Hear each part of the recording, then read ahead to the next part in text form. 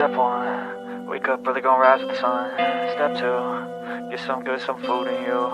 Step 3, think real hard about what you wanna be. Step 4, everybody just do your thing. Wake up, today's gonna be a good day. Wake up, today's gonna be a good day. Wake up, today's gonna be a good day. Wake up, today's gonna be a good day. Wake up, today's gonna be a good day.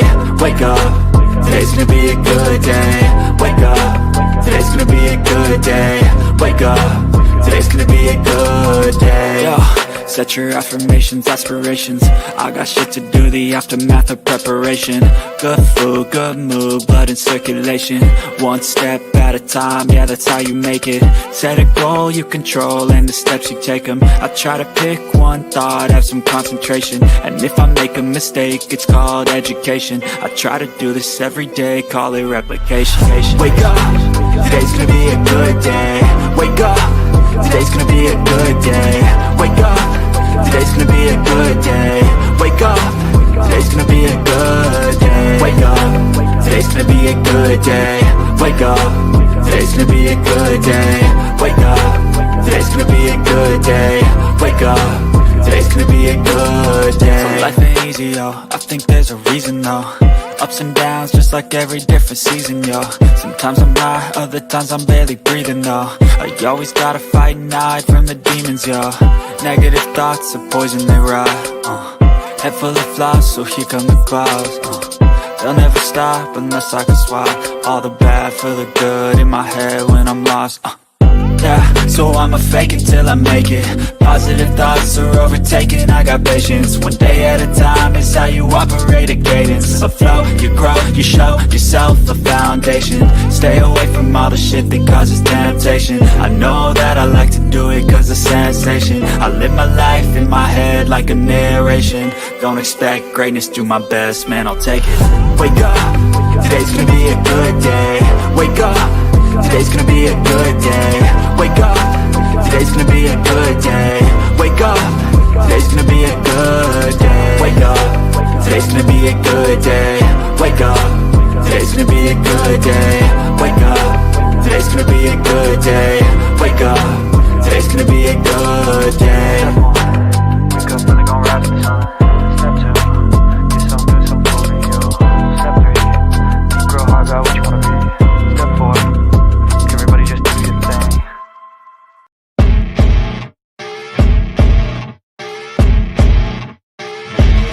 As you wake up in the morning, you want to find the latest, greatest information about criminal cases and have an intuitive conversation about the suspects associated with these cases.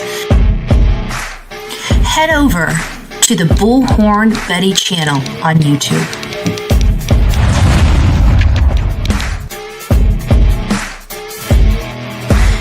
Breaking news right here on the Bullhorn Betty channel. Welcome to the Bullhorn Betty Coffee Club. Enjoy your stay and enjoy your day.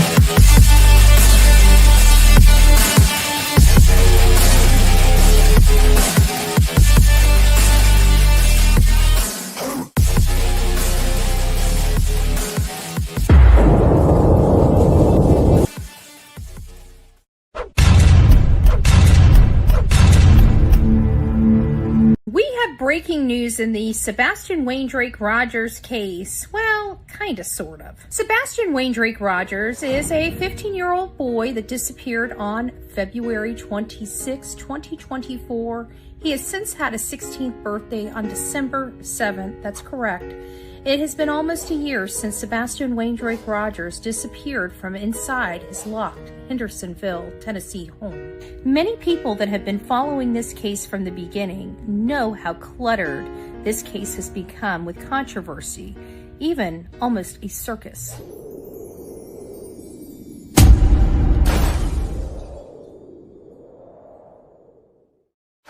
The information and controversy surrounding the mom and stepfather and their story related to Sebastian Waindrake Rogers has come under heavy scrutiny by the public both online and offline. The mom and stepfather have hired a team of people known for running interference in cases online, including an unscrupulous PI that says he knows a lot more than it appears that he knows. He states he knows who was in the vehicle at 3 a.m., spotted on a home surveillance camera that captured two lights coming from allegedly the backside of the Proudfoot home. Lights that appeared to come from the backside of the Proudfoot home and into a common area. Over the last month, we have heard a lot of information further damaging the credibility of the mom and stepfather. We learned that there were 5 CPS reports related to Sebastian Rogers Rogers. We heard that they had been trying to find a new place for him to live as far back as October 2022. We have watched the chaos of the people that they have chosen to work with erupt on social media. And those people tell us that it's possible that Chris's truck was seen in the area on a Wi-Fi of some sort around the time allegedly Sebastian could have went missing. The stepfather maintains that his truck was there after 1 p.m. on the 26th and no such time prior to it. The stepfather then goes on a podcast and answers questions, which raise even more questions in the community. Furthermore, the unscrupulous PI hired by the mom and stepfather started manufacturing reports related to the view of the camera that spotted those lights on the outside of their home. And we're all wondering why he would do that. And those reports were debunked by the mob crew with receipts. Shortly after that, the stepfather is seen in the woods with other content creators recording a search where they took a spirit box with them. Other discussions, the stepfather believes that it's possible that Sebastian was hit by a car, even though there's no evidence ever pointing in that direction. I don't know any real true crime content creator that ever wants to think any parent could harm their child. It's not like we're seeking it out. But you know what hate channels say? Listen to this. So, I have a question starting this subject. Why do you think the Lore Lounge is like so gun-ho? Like, he's even on Twitter kind of going at SF. Like, why do you think he's so gun-ho about this whole situation? Do you think it's... You're not making any money unless you're after Chris and Katie, right?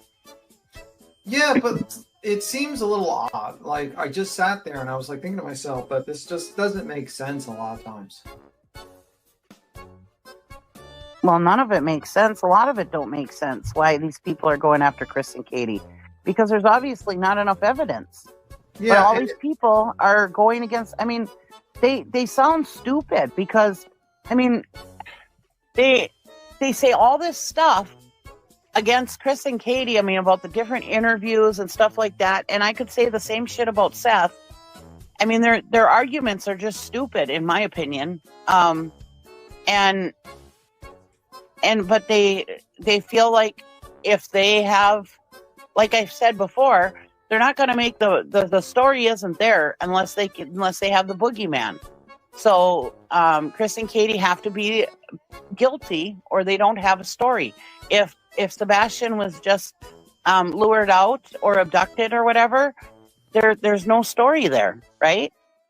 I can't believe that this panel of people would actually think that it is more popular for a mom and dad to have done it than it would be for a whodunit and everybody looking to figure out who it could possibly be. That is the most ludicrous thing I have ever heard in my life. People are interested in this case because of the twists and turn. Okay? That's what draws the audience in. And we're happy to have that audience to elicit information from. But to think that it has to be the mom and dad in order to get the audience attention, that couldn't be further from the truth. Look at the Idaho 4, a prime example. Sebastian deserves better than this. There is not a person on these platforms that wanted to be a mom and a stepfather that could have harmed anybody or could have disappeared anybody or could have done any type of custodial interference or whatever the case may be. Nobody ever wants to think a child is abused inside their beautiful home and the facade that some families create to hide the abuse. There's not one person on this platform that I think would ever want that for a click and a view. And if you do, you are what I classify as a monster. We're here to try to help this family get information and find their son. All these other idiots, I don't know what they're here for. What we do know as fact, however, is that Seth has been searching for his son ever since his son disappeared. Seth has publicly taken a polygraph. He has publicly produced his work records. This man has done everything he could possibly do, including working with the FBI, working with me to advocate for his son, calling on the national media, getting Nick the Hat and Dog the Bounty Hunter, and we're here with what from the mom and stepfather? Nothing for almost 10 months. Shoddy searches at best, working with an unscrupulous PI, felons, and including one searcher utilizing substances, illicit substances, while searching for their son. I have to say that this is the most highly disturbing part of this case, is the mom and stepfather's behaviors and actions since this boy has been reported missing. Again, Sebastian Wayne Drake Rogers has been missing since February 26, 2024. He has brown to dirty blonde hair, brown eyes. He stands about 5 foot, 5 inches tall. He weighs between 110 to 120 pounds. And again, last seen in Hendersonville, Tennessee. If you know where Sebastian Wayne Drake Rogers is, please reach out to 1-800-TBI-FIND, your nearest local law enforcement office or the nearest FBI office. Can you help find this boy? Do you have information as to where he is or what happened to him? Please call today. There is a $250,000 reward for any information leading to his whereabouts or the successful prosecution of those responsible for his disappearance. Don't forget to like, share, subscribe, and comment here on this video. God bless each and every one of you.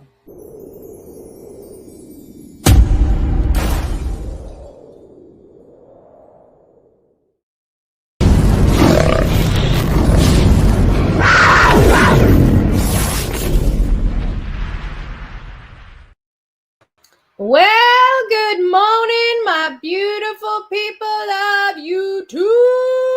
It's nice to see you. Happy Friday.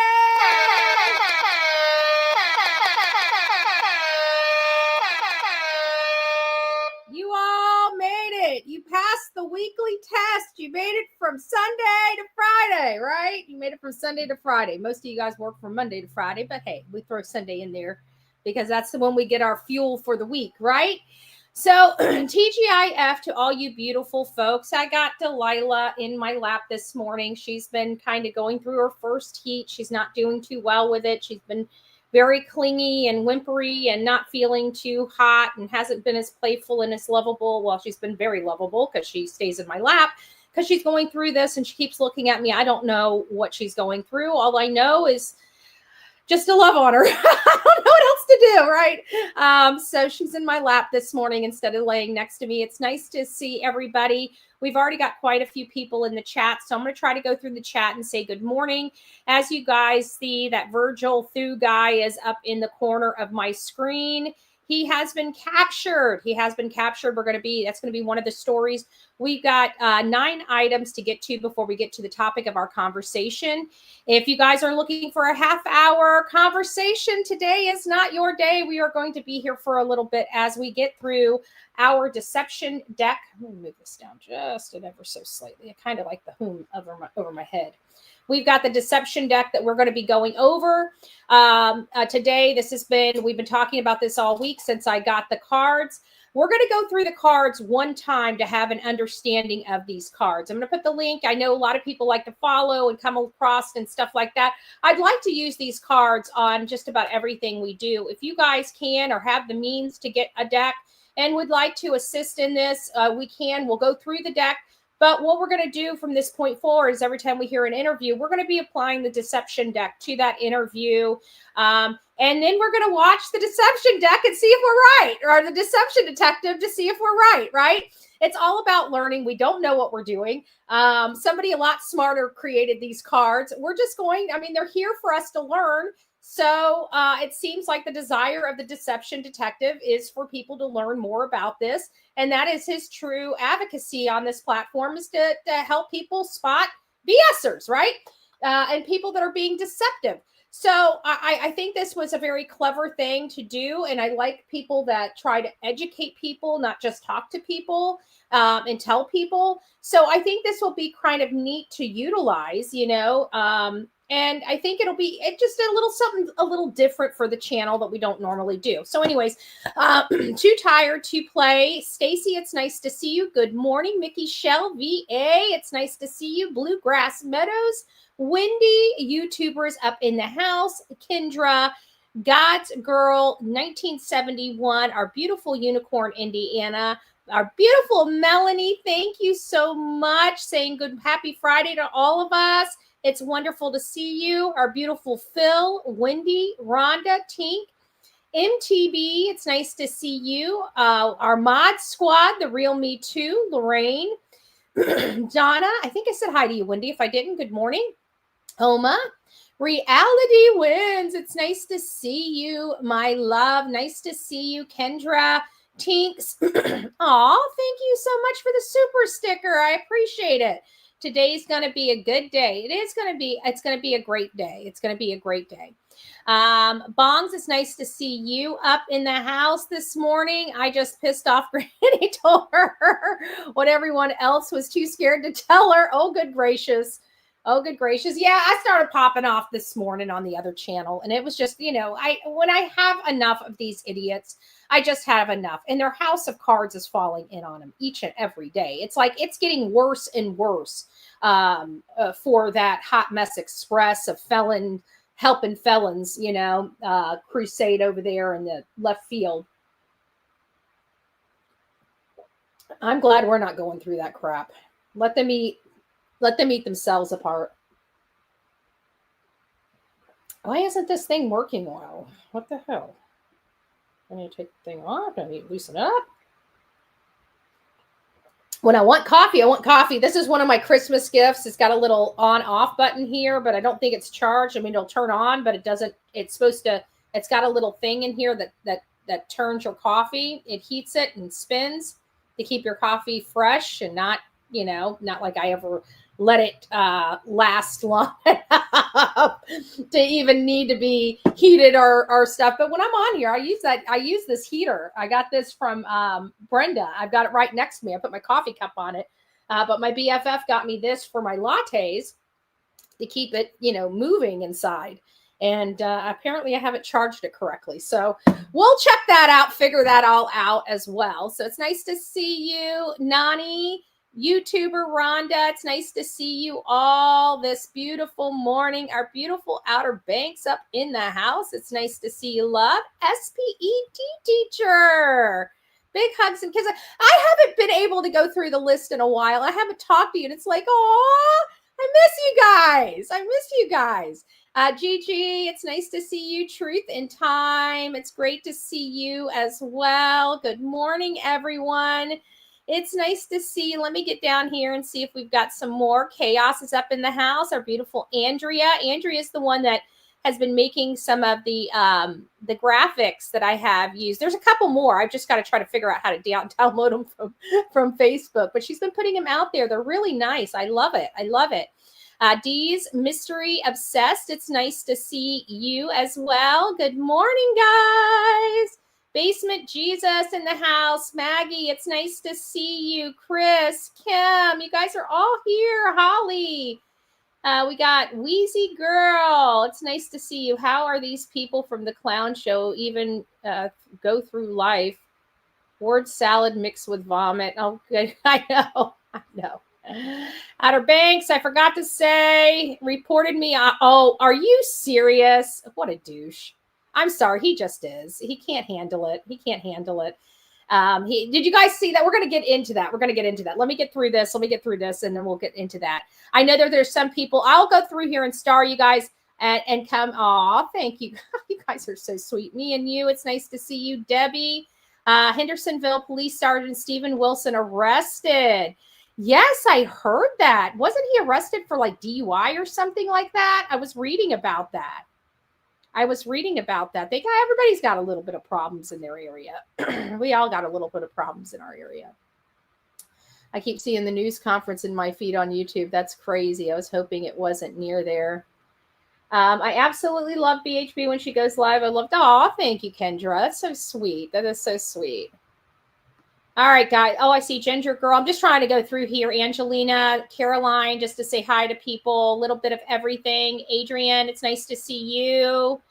Bookworms in the house. It's nice to see you, love. Mama Bear, good morning. Blue Nick. Faye, it's nice to see you. Is it Amalia? Hopefully I said that right. I'm really bad with names, but once I get it, I get it. Ask Aletha. Poppy, it's nice to see you. Good morning. Good morning, Nani. Thank you. 27 months. Good gracious. You guys have been with me for forever. Callie, it's nice to see you. Aw, you gifted 5 Bullhorn Betty memberships. That's so sweet. She she ran Calling Wildfire. It's nice to see you. Good morning, Love DNA. It's nice to see you. All right, everybody, I got to get off this. So if I have forgot to say hi to you or have it all, thank you, Adrian. I'll go through the starred stuff here in just a second. The gifts from you guys. Thank you guys for all your love and support. 4 Flying Doves, Women Warrior, Pink Butterfly. B Betty is up in the house. Yay. We got a lot of prayers today, so I'm just going to say these real quick. We still are praying for Mr. and Mrs. E and Middle E. We're still putting our hands on Sonia with everything that she's going through. What a beautiful soul she is. All these people are beautiful souls. All the people that are struggling in my chat, that are struggling in silence with something, whether it's a job problem, whether it's a personal problem, whether it's a kid problem, a husband problem, a you problem, whatever the problem is, I pray for strength and comfort for everybody here. I want to give a big shout out to my older sister and just say happy birthday. Today is her birthday, and I just want it to be very, very special for her. We're getting back to the language of letting go. So this is push a different button. I just want to read this to you guys real quick. We got a lot to cover. So kick back, grab your beverage, grab a snack, and let's get started. If you keep pushing the same button, you'll get the same result. If you don't like the same result, maybe you could try pushing a different button. I try and I try and I try. Nothing seems to change. I don't know why he can't try to please me a little more. I've done so much for him. People at work don't appreciate my efforts after all I've done. If you find yourself reacting to the same situation with the same responses over and over again, wait for a change. Stop. If you've been pushing the same button again and again, maybe the only result you're going to get is the one you keep getting. Look at your relationship. Is there a situation that has been moving steadily downhill despite your best efforts to push the right button? Do you find yourself responding to the same situations in the same way over and over, never satisfied with the results? Are you trying the same thing over and over, waiting for something outside of yourself to change instead of doing something differently yourself? Maybe it's time to stop pushing the button, walk away, and do something else. God, give me the clarity to see the situation in my life honestly and to act with wisdom and responsibility and responsibly in the associations that I have. So I thought that was very interesting. I know everybody gets a different message when I read that. It depends on your personal circumstances. Depends on your personal experiences. You might be applying that differently than we. Betty doesn't need any more buttons.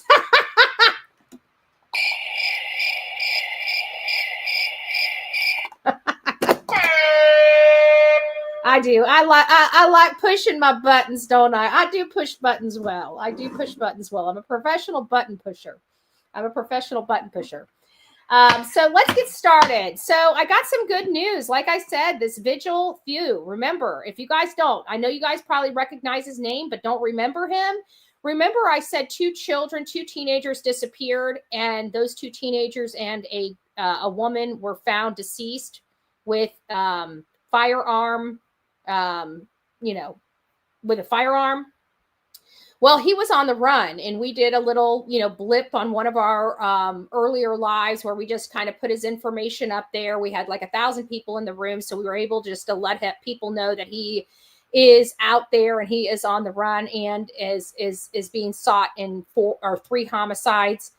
Well, he has been caught. That is correct. He has been caught. So I just wanted to let you guys know, and believe it or not that far from where he disappeared from. So a man charged in the killing of a Wisconsin woman and 2 girls more than a week ago was captured Thursday. He was able to elude them all this time. Virgil Thew was arrested about 30 minutes after somebody reported a suspicious person in Elroy, a small community only 12 miles from New Lisbon. And this is where the killings had occurred. So there's really no details. We did learn the name of the first victim, the adult victim, which was Elizabeth Kohberger, and the other 2 girls, 12 and 13, that were also fatally shot in that home have not been identified to us yet. I'm pretty sure social media has identified them. I haven't dug into it that much to check. My only purpose here with this case, because I can't take on another case at the moment, was just to make sure that, that's in the wrong place. Shoot. Okay, hold on. Sorry, I got this out of order. Was just to advocate and put his face up on the platform as being a very disgusting person that we need to be on the lookout for, because 2 teenage girls were deceased because of him and an adult. I don't know what his relationship was with the 2 teenagers. It was just known that one teenager disappeared and was with him, and then a second one a day or so later, or a few hours later, I can't remember the details, was reported missing after also coming into contact with him. So this is a serious situation.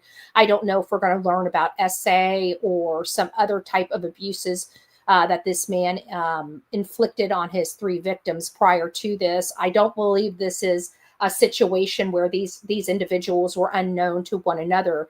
But again, with the lack of details and his connection to any of the victims, we are just kind of, assuming a lot, in all fairness. And this comes right next to my next case, which is about, this is a very disturbing case. And this is a very disturbing case of kids. These are teenagers abducting teenagers, robbing and beating them. This is very, very scary. Be careful who your children hang out with. I'm not trying to alarm anybody in the chat room, but it's definitely something that got my attention. And if it got my attention, I know that somebody in my chat is going to either know these people or be near this area where this happened, or just want the information. A teenage girl gruesomely attacked, kidnapped, beaten, stripped, and robbed. Thankfully, she was somehow able to escape and find help. First at 4, Brittany Ware's Live shares how police are working right now to find her attackers, Brittany. This story is just horrible and sickening. A 19-year-old girl was lured to a home by people that she considered to be her friends. Now police are determined to find everyone involved in this vicious attack. Akron 911, what's the location of your emergency?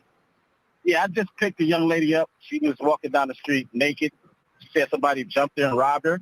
I'm I got her in the car here. I'm pulling over to BP right here so she can get out the cold. She's butt naked. She has nothing on. This is the 911 call to Akron police on December 27th, just after midnight. A Good Samaritan said he saw a young girl walking naked on East South Street. When he pulled over to help, he saw she was severely beaten. Looked like she got blood on her face. According to Captain Michael Miller with the Akron Police Department, the teenager was lured to a home on Beardsley Street. While there, she says 3 people held her captive in the basement and violently attacked her. And if that wasn't enough, the horrific ordeal was recorded. I don't know what is wrong with teenagers this day. She went to the hospital. She's okay. She's going to survive. They've captured one of the individuals responsible for this, and they're seeking, but they haven't identified the other people that they believe is involved. But again, I just thought that this was important. Going along with the abductions, this is the stranger danger that we all worry about when it comes to our teens and online. Now, we don't know if she walked away on her own or not. This is Emma Ray. She was a 14-year-old girl, and she was just found on a boat recently. And they've arrested a man. So I'm going to read this to you, but it's a little shaky. And not only that, her dad found her. Her dad found her and called authorities. But again, how did she get there? Was she truly abducted, or did she run away? I don't know. But this also shines a light on our runaway kids and how they can get themselves into some sticky situations. Authorities in New York have arrested a man in connection with the disappearance of a 14-year-old girl who has been found. Emma Ray, I can't pronounce her last name, appeared from Suffolk County, New York, disappeared on December 8th, according to the police. She was found on a boat in a canal in Islip on Friday, January 3rd. Her father, Frank, said in a post on social media. The Suffolk County Police confirmed 2 people that Emma Ray was found last Friday, but did not confirm details of where or how she was found. A man was arrested in connection with her disappearance. But here, I'm going to go ahead and fast forward and let you know why it's kind of hard, because there's been some speculation on this. Emma Ray was last seen at her home on December 9th at 5 p.m. And she told her father that she was going to get something from the driveway, and she had stepped out in the driveway and never came back. So I believe that she might have left willingly to get something out of a car and maybe got pulled in at that point, he said, adding that he believed she was being held against her will. He spent a few weeks desperately looking for the girl and offered a $15,000 reward. However, the father received the tip on Friday from a woman who told him the child was on a boat in Islip, and Frank followed the lead. He explained in a video on Saturday when he arrived, the tipster told him she was scared to go onto the boat. After that, he bursted onto the boat and recovered his daughter. So, that tells you the lengths a parent will go when their child is missing. They're willing to break into a structure for their child. We get nothing. I mean, literally nothing from the mom and stepfather related to Sebastian Wayne Drake Rogers. Now, this next case is going to be far more disturbing. This next case is about a Tampa doctor. This is something that came on my radar. I had read it, and then one of our audience members sent me an email last night asking me if I had seen it. And so I went back. I had just seen the title of it and kind of perused on by it. And then I guess I didn't quite understand what it was, because I don't really deal with, child SA crimes or, HT or ST type of things on this channel.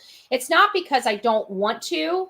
It's just, sorry, I'm sticking because we've got all these ads that run on these pages, and it really slows down the stuff. But I think I paused it. Long story short is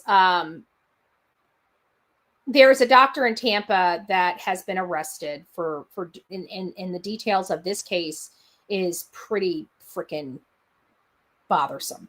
Okay. A St. Pete doctor coerced a minor into producing SA material, feds say, but it goes a lot deeper than that, y'all. He actually, this is the doctor right here. He thought he was going to be untouched and invincible online, but his issues, let me go over to this one. This one will be better suited for you. He basically tried to get a young girl to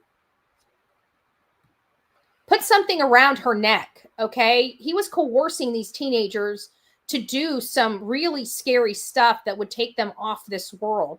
And this is a physician that's been in the, taking care of elderly people in hospice. He's a physician in a hospice. And I'm wondering, this guy seems, I would be looking at every one of his cases and every one of the individuals that lost their life while under his care, even in the hospice, because he seems like he is a predator, just an absolute utter predator.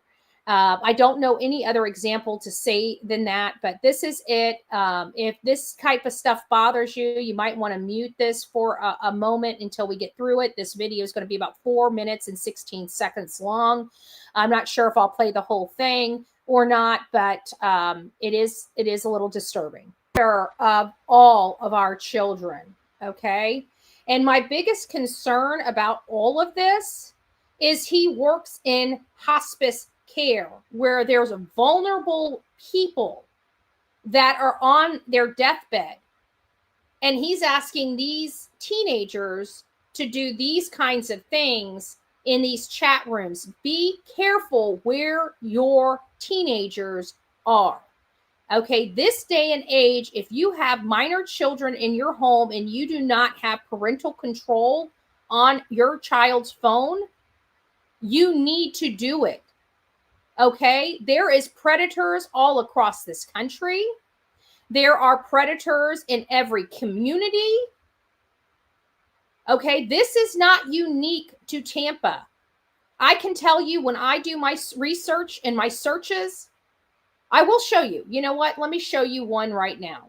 I want you guys to understand what I read on a daily basis that I can't even cover on my channel. I'm not going to cover it, but I want you guys to see, is this it? And I've done this several times before. I've done this for you guys several times before. I want you guys to see this. This is literally every single day, new charges. New charges of these children. Abuse, SA, SC, which we'll call SX crimes, you know, and then we have a whole bunch. It's all just disgusting. Child P, SE, you know, it's insane. It's insane. This one is not too bad, but let me pull up the other ones I've got here. Hold on a second. Let me pull you guys back. I want you guys to see this.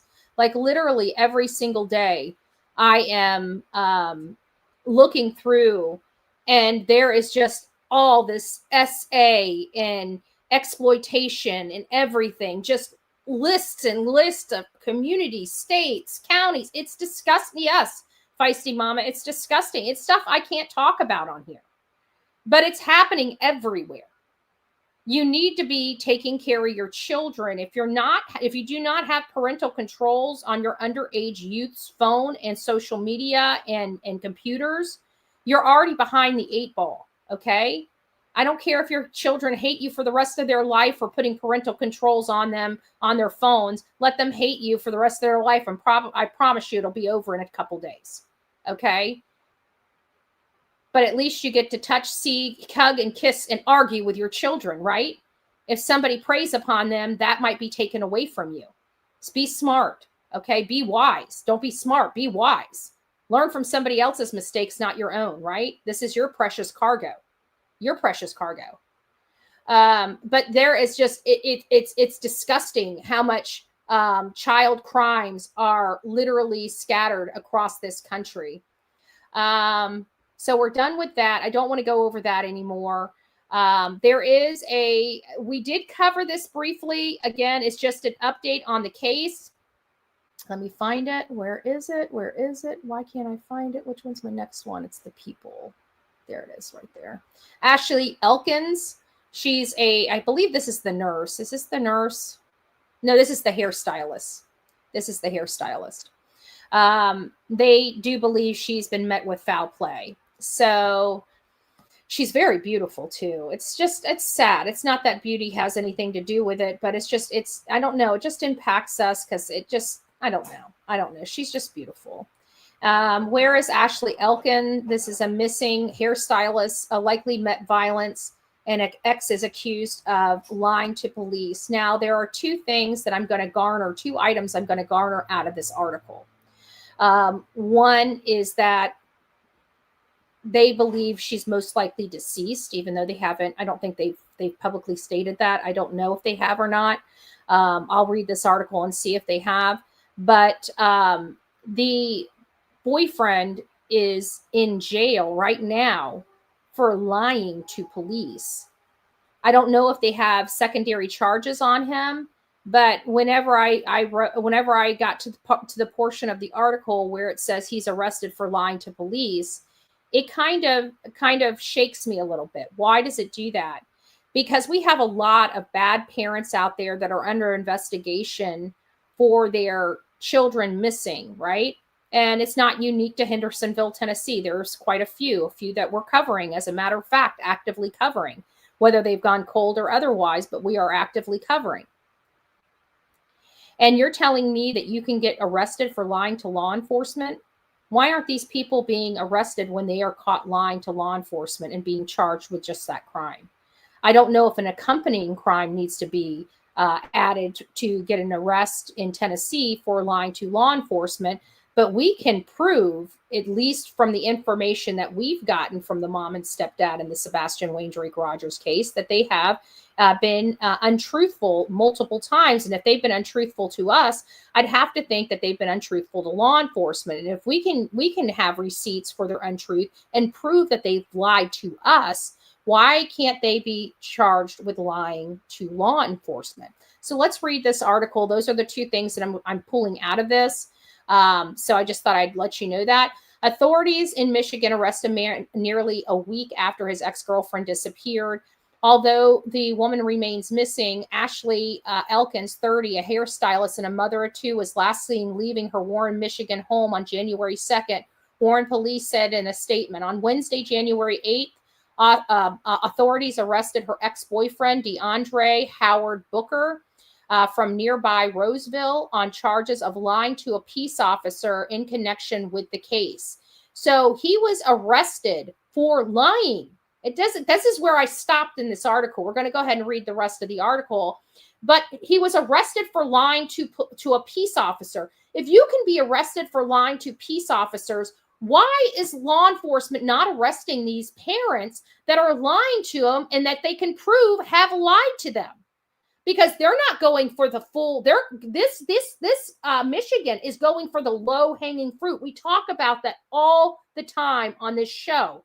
Is the low hanging fruit charges that they can arrest them for to buy time for their criminal investigation. And none of these law enforcement bodies, there's a lot of law enforcement bodies that does not utilize this strategy. A crime is a crime. If you have a crime, you can charge the people with. You don't hold that in your back pocket when a child's missing. You charge them with the crime that you can prove in a court of law. We don't need to have stacking. They can charge this person with lying to an officer today and murder tomorrow. But they don't. And I don't understand why. I never have. Hey, Hen House, Caroline, Shayna, me and you, brown-eyed girl, our beautiful Bee Betty fan. It's nice to see you, fueled by coffee and crime. Good to have you this morning. Good to have you. So let's get moving on this and see if they've arrested him for anything other than lying to law enforcement. The specific allegations against Booker were not immediately clear. I have to be honest with you. I agree with that statement because I'd like to know if there's other things connected to his arrest. But Booker, 32, was arrested following a search of his home, and Gash Whiskey said, it must be some law enforcement body. I can't pronounce his last name. Recent developments in the investigation indicate a crime of violence took place in Roseville. Booker has not been charged with a crime related to harming Elkins. Okay, so it sounds like they've only picked this guy up for lying to police. There he is, the piece of you know what right there that most likely murdered that beautiful girl right here, a mother of two. And law enforcement in Michigan. Now, I just want to be clear. Michigan, from my understanding, is ultra, that they believe more in criminal rights than that kind of mentality. I don't know. Like, I've never seen Michigan, use low-hanging fruit to get somebody behind bars. So it's funny for me to see this actually happening in the state of Michigan, but not happening in the state of red Tennessee, and I hate saying it like that. It's really not political, but it kind of is, because one side of the aisle believes in defunding police while the other aisle believes in law and order and really wants to, have bad guys taken off the street. Not that the mom and pops agree with that. I'm not saying that. Not that the rest of America, even no matter what side of the aisle you're on, believes in that. But the hierarchy does. The hierarchy does. And they're the ones putting these policies in place in these states. So we're not usually accustomed to this in Michigan. I'll be honest with you. Hearing that this case is from Michigan shocks me a little bit. Okay. We got 2 more updates and we're going to get into the meat and potatoes, but I wanted to put this one on full display because yes, I want to show the world that we here in true crime do make a difference. It is slow. It's few and far between. I mean, I believe we send a wealth of tips over to these law enforcement bodies with these cases. And I think those tips, whether they're voluminous or not, do help law enforcement. I will always stand on that. I'd rather have more leads than no leads. Okay. That's how I believe. That's how I'm going to be. But this is a TikToker. Yes, a TikToker helps solve a crime. No, we're no good, right? We're the worst of the worst out here when it comes to true crime. TikTok true crime sleuth helps police crack a case and arrest a suspect who gunned down a mom holding a child. I just want you guys to understand. Joanna Pekka, 27, shot by her estranged boyfriend while holding infant son, July 2021. And TikToker has helped Florida police track down a suspect in the murder of a woman who was fatally shot 3 years ago. Police say Benjamin William, also known as Bambi, convinced his estranged girlfriend, Joanna, to meet him in a cemetery in St. Petersburg, Florida, July 31st, 2021. He reportedly told her that he wanted to meet his infant son, but while she was sitting in the van with the baby, he allegedly shot her multiple times in the face, killing her. Her 4-year-old son was also inside the vehicle at the time. Both children were unharmed. It would take years and social media for her alleged killer to be caught. The break came when Jasmine Alexander, a TikToker, posted a video about the murder on her true crime account. Alexander received a call from a person claiming that they recognized the outstanding suspect, 41-year-old Williams, who was living in Mexico.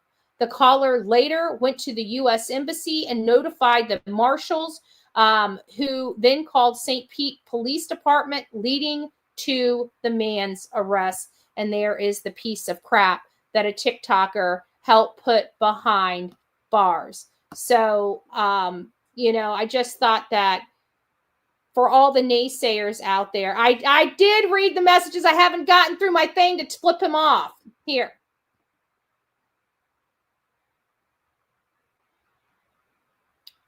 I'm working over here. I'm working over here. I'm working over here.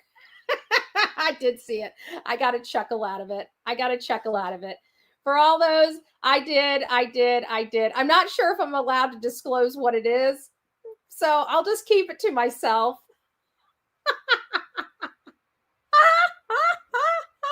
I'll just keep it to myself. All right, guys, a new update came for the Brian Kohberger case. A new update. I'm not going to make you guys watch the court TV. They got Benny Politan. You know, I love him. He's a rock star in my book. And he did this 43 or 44 minute video on court TV about Brian Kohberger and his case. It's 43 minutes. We're not going to watch it here. We've already been burned up an hour, and we got another 2 hours left to go to get to our cards. So I'm just going to go over here. Attorneys for Brian Kohberger allege the investigators mishandled key pieces of evidence. They're actually seeking sanctions, by the way, in the collection process, and were overly aggressive in their search protocols. As such, the defense argues the evidence in question should be considered inadmissible by the state. So now they're doing a lot of stuff to whittle away at Brian Kohberger's case. I really don't think it's going to be plausible. I don't know. But we know at this point they're going to try to exclude as much damaging evidence against him as possible and delay. It sounds like they're firm on this August 2025 court date. Let's keep our fingers crossed on that. That Brian Kohberger is going to finally be held accountable if convicted, right? Everybody, just let you know, everybody is presumed innocent until they go through this process and are convicted by a jury of their peers. However, guess what? It didn't stop anybody from accusing them of the crime, okay? Yes, they have to be accused and be arrested before they're offered innocence, their innocence, right? They have to be accused, right? So a lot of people forget that. They're like, oh, you can't do that.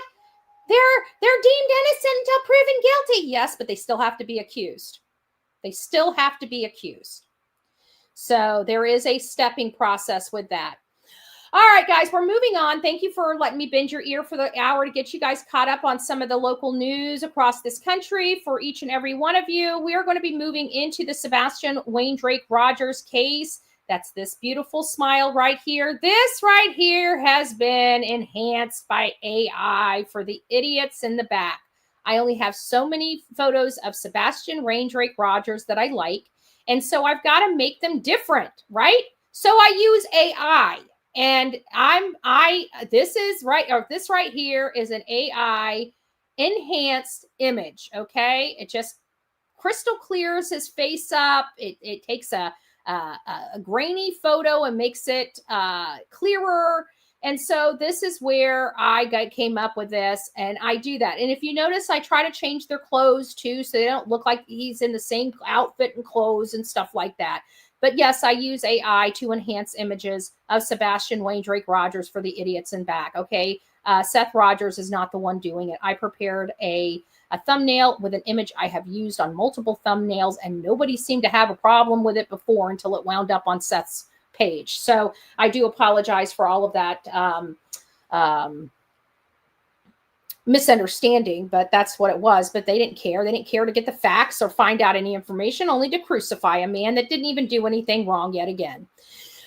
All right. So Sebastian Wayne-Drake Rogers is a 15-year-old autistic boy that disappeared from inside his locked home and has not been seen or heard from since. The mom and stepdad, which have a lot of answers to a lot of questions that they're failing to provide.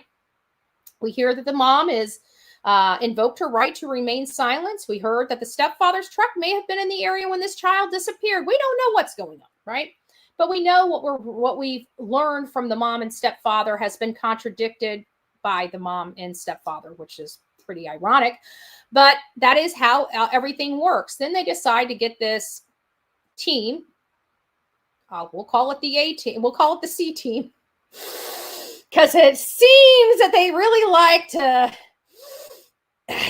have those issues. So long story short is this is a hot mess express. We've caught their unscrupulous PI in multiple lies, multiple disinformation and misinformation campaigns against the father. Their team of felons and other things that are just terrible, terrible people. They're surrounding themselves with the people that like to help terrible, terrible people, which is the first indicator that the parents that are utilizing these services are most likely terrible, terrible people, in my opinion. Because why? Birds of a feather, right? And we see, and I always tell you, you need to watch these cases. Who do parents gravitate to whenever they're they have, if they're gravitating to these hate channels, they're probably not good people, because parents don't go to those types of channels to advocate for their beautiful children, right? So that's just the name of the game. However, this is what we've been dealing with. Well, one of them, the unscrupulous PI, has been summoned by the Lore Lodge and said, hey, I'm willing to, since I'm because SF likes to go ahead and tell everybody about how he knows more than anybody else. So the Lore Lodge said, okay, well, come school me, right? That's what he said. Come school me. And so this unscrupulous PI keeps moving the goalpost. So he's never asked anybody on all of these disgusting channels, these people that literally do illicit drugs. He doesn't mind them collecting money off this beautiful boy here and doing it up their nose. But somehow a good person that does a lot of great work has to demonetize to get him on his channel. So he doesn't mind helping drug addicts. But if you're a good person and not on drugs, he won't help. He won't even come on and have a conversation to allow you to be schooled, right? Because he's the one arguing with these people saying they're wrong. So they're saying, okay, come on the show and show me where I'm wrong. Then it's moving the goalpost. Well, you have to demonetize. Well, listen to this. Aiden trumped that. Not only is he demonetizing, making it a fundraiser for the National Center for Missing and Exploited Children, he's also going to donate a cool $1,000 of his own money out of his own pocket and send it to the National Center for Missing and Exploited Children.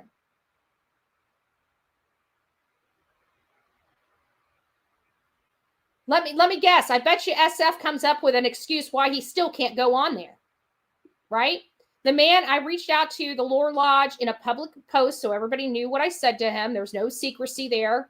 And I basically said he likes to know that he is controlling you.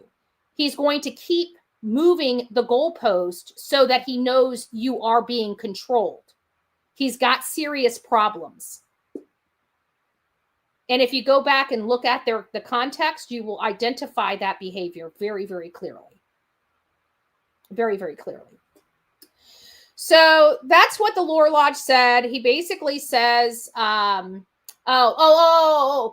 he basically says, come on the show. Now, there's a lot of people out there saying that Bullhorn Betty called this beautiful boy defective. And they are gung-ho about it because they're idiots. And even their chief idiot, abuser in chief, Fat Lips, right? That likes to abuse people physically. She's nothing but an abusive person. God knows what her kids went through. She decides to say that I called the kid defective. I called Sebastian Waindrake Rogers, and how dare his father allow somebody on his team to call his son defective? I never called his son defective. I said that's what Katie said and thinks. And people have been arguing with me for days about what I personally said, yet they provide no receipts. So for all the dum-dums sitting in the back with their thumb up their ass, not doing a damn thing for this child, let me give you a little insight. And this is from your head queen drug addict in chief. Okay? Let's listen to what your own drug addict in chief posted as the receipts and see if I called him defective or if I stated his mom feels he's defective. And again, this is from your own druggie in chief. Dumbasses.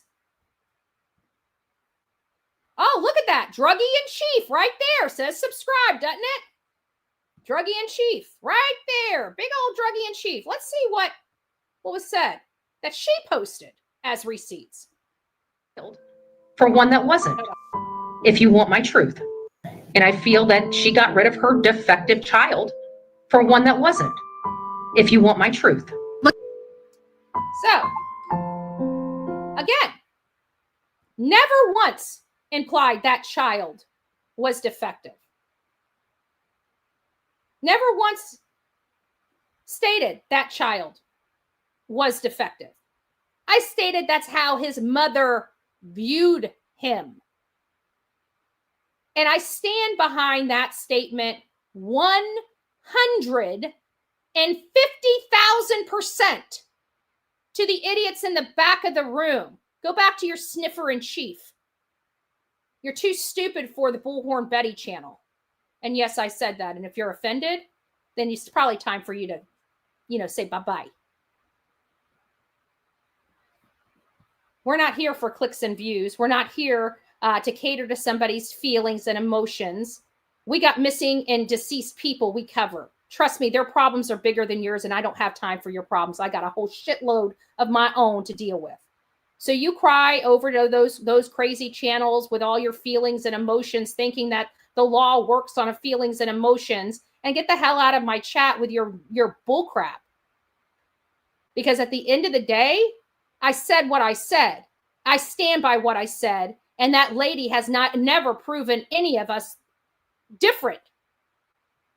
Because she surely held on to her stepdaughter like I have never seen, smiling and kissing her while she tosses a menu at her own biological son. So anybody that's got a problem with my statement, I said it.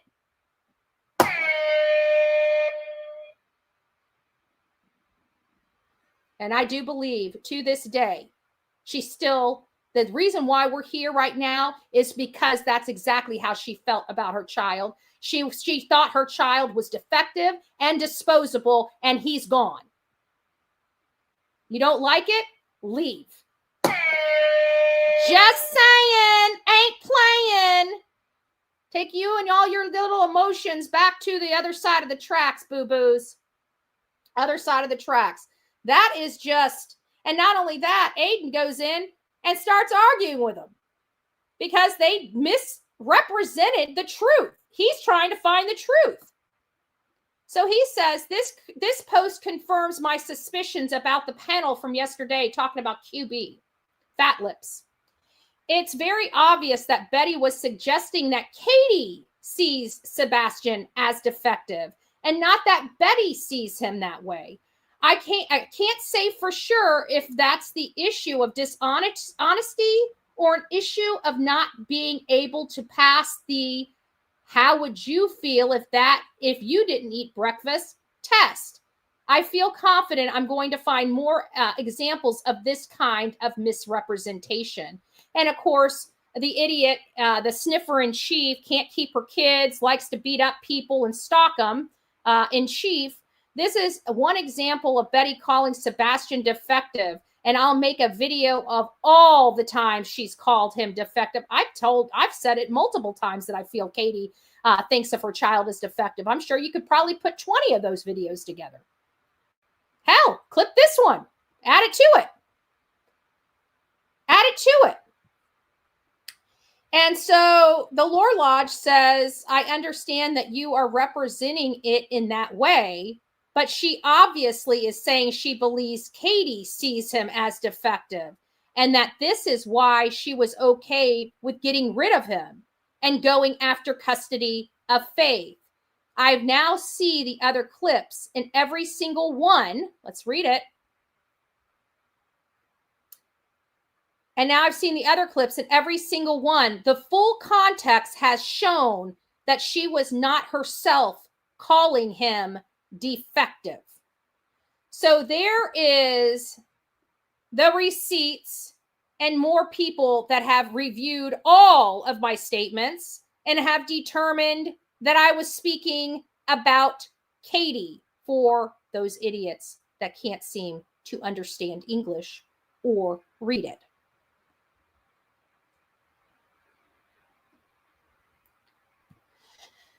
Now we are moving on. We're moving on. So today is our deception detective day. I don't have a drum button to push. Dun dun dun dun dun dun. Dun dun dun dun. I agree with you, brown-eyed girl. Deception detective. The only question I have had at the top for today is, have you subbed up to the deception detective? And I put the link there. Before we dive into the deception deck, I wanted to tell everybody that has donated this morning, thank you so much. It appears that based on what I'm seeing, the phones will be open after this. So saddle up.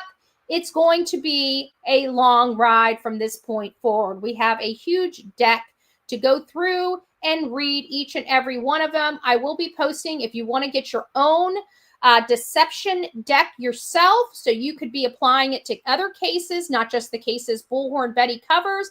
I will be producing a link in the chat in just a few moments where you can purchase your own deck for your own cases that you like to cover and want to apply the deck to it. I think it's interesting. I like the deception detective. I got to be honest with you. The only, like, I'm an up and down person. Like, I'll be talking like this. Now I get really loud like this. And I'm always trying to keep my audience attention. And sometimes I do it with, my voice. Sometimes I'm like, na, na, na, na, na, and then I'm like, ah, right? I do that for a purpose. It keeps you guys engaged with me. Okay. Deception detective talk is like, I'd like to, go over this. It's too calm for me. He's too calm for Bullhorn Betty. No lie. He's too calm for Bullhorn Betty. But anyways, I love his analysis and everything when it comes to that. Thanks for all you. Oh, thank you. Thank you. And all of Sebastian's army. There's a lot. There's a lot in this green team, so to speak. Where am I going with this? Let me get back to work. Okay, so we are doing the deception deck. It's from the deception detective. I'd like to go over his background just a little bit if I can. I don't know if it's on here or not, but let me see if it is. Yes, it is. So he's an attorney trained in statement analysis, and his channel exposes lies and manipulation. And what I love about content creators that have the passion and have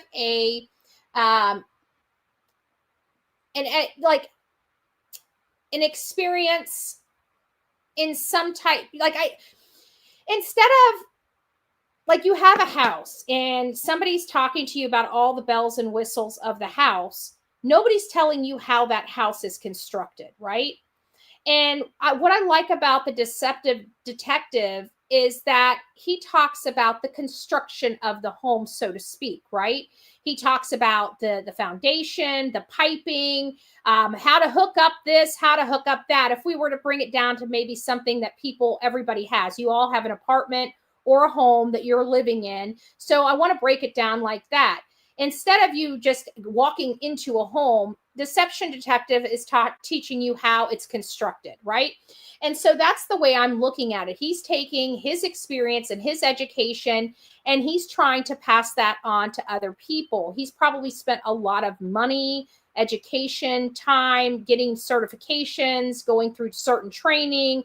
He's probably got a wealth of knowledge that we don't even know. I know for a fact becoming a lawyer is a very time-consuming, tedious task to do. And it's a lot of paperwork. It's a lot of studying. I know that because I have a legal background myself, not to that extent. And I know what I had to go through on my smaller version of that. And it was not a treat. I will be honest with you. So he's got a lot of education and experience and knowledge, and he has the legal background to apply this to the law. So he takes that and he tries to educate people with that. That's, to me, that's doing the right thing because it's the right thing to do. It's not just saying I'm a know-it-all. It's bringing somebody else up to have that same knowledge. It's not keeping it for himself. I love people like that, right? And so I have to be honest with you. I thought the deck was a little pricey, which it is kind of pricey. But with all of that being said, I still saw value in the purchase because, again, this is to help educate. I think I did it wrong. Don't look at that. Don't look at that. I'm sorry. I did it wrong. I did it wrong. Hold on a second. I just want the deception deck. It shouldn't be that. I think it's just this. I think we can just put this up. See if this works. I might have it wrong. I took way too much. I didn't mean for to.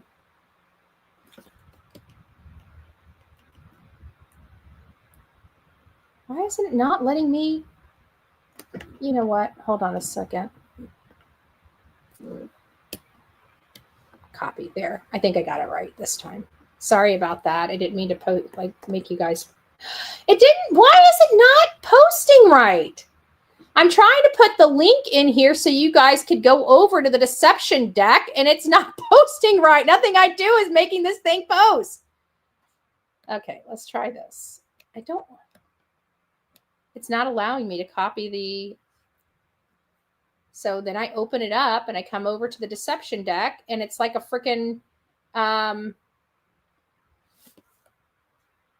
maybe this is it. I think I might have figured it out. Hold on here. See if this works. No, I'm not looking for that. I'm looking for the actual product itself. Can somebody click that link and see if it opens up to the deception deck?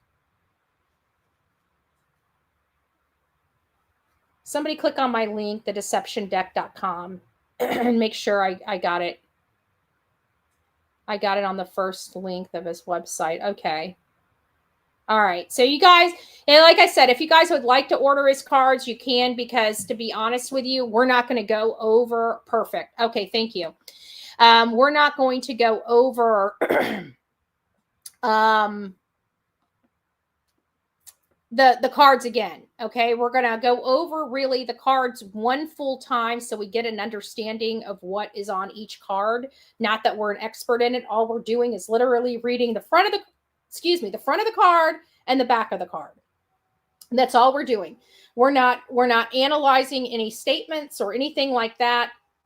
I think it's important for us to know what's on all the cards because we can't apply the cards as a team to statement analysis without being knowledgeable with every single card and what they mean. With that said, we're only going over this deck in its entirety one time. And this is it. So once we're done with the live today, we can utilize these cards in other word statements and deception analysis as we learn them and get used to them and start applying them. It's going to be a learning curve. The difference between us and, say, the deception detective, he already knows these by heart, right? He already knows how to pick this stuff up. We need to learn, right? And learning is repetition. And that is what gets us more knowledgeable. Trust me, he's been doing this stuff for years. He was probably, when he got into statement analysis, he was probably as ignorant and as dumb as we are going into this, right? But you got to start somewhere to get knowledgeable. I think I froze. I shouldn't be froze. I'm not froze on my end. It might be your end. If I'm frozen on your end, refresh. My end is showing a perfect photo and video. So let's get started. We're already behind schedule as is. I didn't want to keep you guys here this long. And we've already raised the money to open up the phones for an hour. So let's go ahead and get started on here. This is, I might have to take my background off. This is words and phrases. Okay. And you guys are going to have to bear with me because if you guys don't see, the print is ridiculously small. Okay. So bear with me as I read this stuff. After you get past 40, your eyesight just doesn't like you anymore and it runs away from you. So it's going to be a little bit for me to try to read all of these, and I don't have a light directly over my head, and I got 2 spotlights right in my face. So just bear with me. Words and phrases. It says, because we always speak based on everything we know, liars may inadvertently expose themselves through their choices of words. And we can come up with some examples of that, can't we? Because I know many of you guys have sent me emails, right? So some words and phrases are revealed because of their definition, such as started, I wanted to say, I suppose, not. Others, because they are empirically correlated with deception, is the number 3. This goes back to think about it. This goes back to the conversation we had yesterday. After I closed down the live and went back to the live just to see some, because I don't get to read what your comments are in certain areas. So I try to go back to read them after the fact because I don't have time to do it when I'm doing the live show. And so I got to a point where they were talking to Nancy Grace about how long ago it's been since this belt incident had happened. And you know what the response from CP was? After he thought about it for a while, I don't know why I didn't grab it. 3 years, which comes to the next one about empirically correlating with deception, e.g., the number 3, sitting, left, honestly, and still others because they reveal the speaker's true feeling with this, we, and I. So a lot of these words and phrases we definitely can attribute to the Sebastian Wayne Drake Rogers case. The next one is the word started. And it says the word started only means that an action began, not that it completed or fully developed. Liars sometimes use it to imply that something happened which may not have. In 2019, actor Jussie Smollett claims that he was assaulted. Describing the attack, he said, I punched his ass back and then we started tussling. You know, it was very icy. Since Smollett only said the tussle started, we cannot assume it concluded or even ripened into an actual tussle. We tussled would have been a better statement. The word I want to say. The phrase, maybe I should have said the phrase, not the word. The phrase, like I said, he's better at it than me. The phrase I want to say simply expresses a desire to state something. Liars sometimes use it to preface lies, as it is technically true. In 2022, esports gamer Nadia faced accusations of cheating. In her defense, she stated, I wanted to say that I have never cheated and I never will. By preferencing her denial with I want to say, Nadia expresses her desire to make a statement. However, this does not necessarily verify the truthfulness of the denial itself. A more direct and reliable denial would have been simply, I never cheated. I suppose. Be right back. Got to take the pup out in the snow. Does anybody else need a break while we're here? We're at an hour and 20 minutes. We can all take a little break, get something to drink, because we're going to be here a while. We just started on the cards, and there's a lot of cards here. I don't know if this is a 52 deck or what. All 5 was Chris and Sebastian. I know so far. CP, Master Cheater. Yep. All right, we'll keep going. If you guys need a break, if a lot of you guys need a break and you don't want to miss anything, let me know, and we'll just take a 5-minute break and do what we need to do. All right. The phrase "I suppose" indicates a lack of commitment to a statement. Liars sometimes use uncertainty expressions like "I suppose," "I think," to soften a lie, a tactic known as hedging.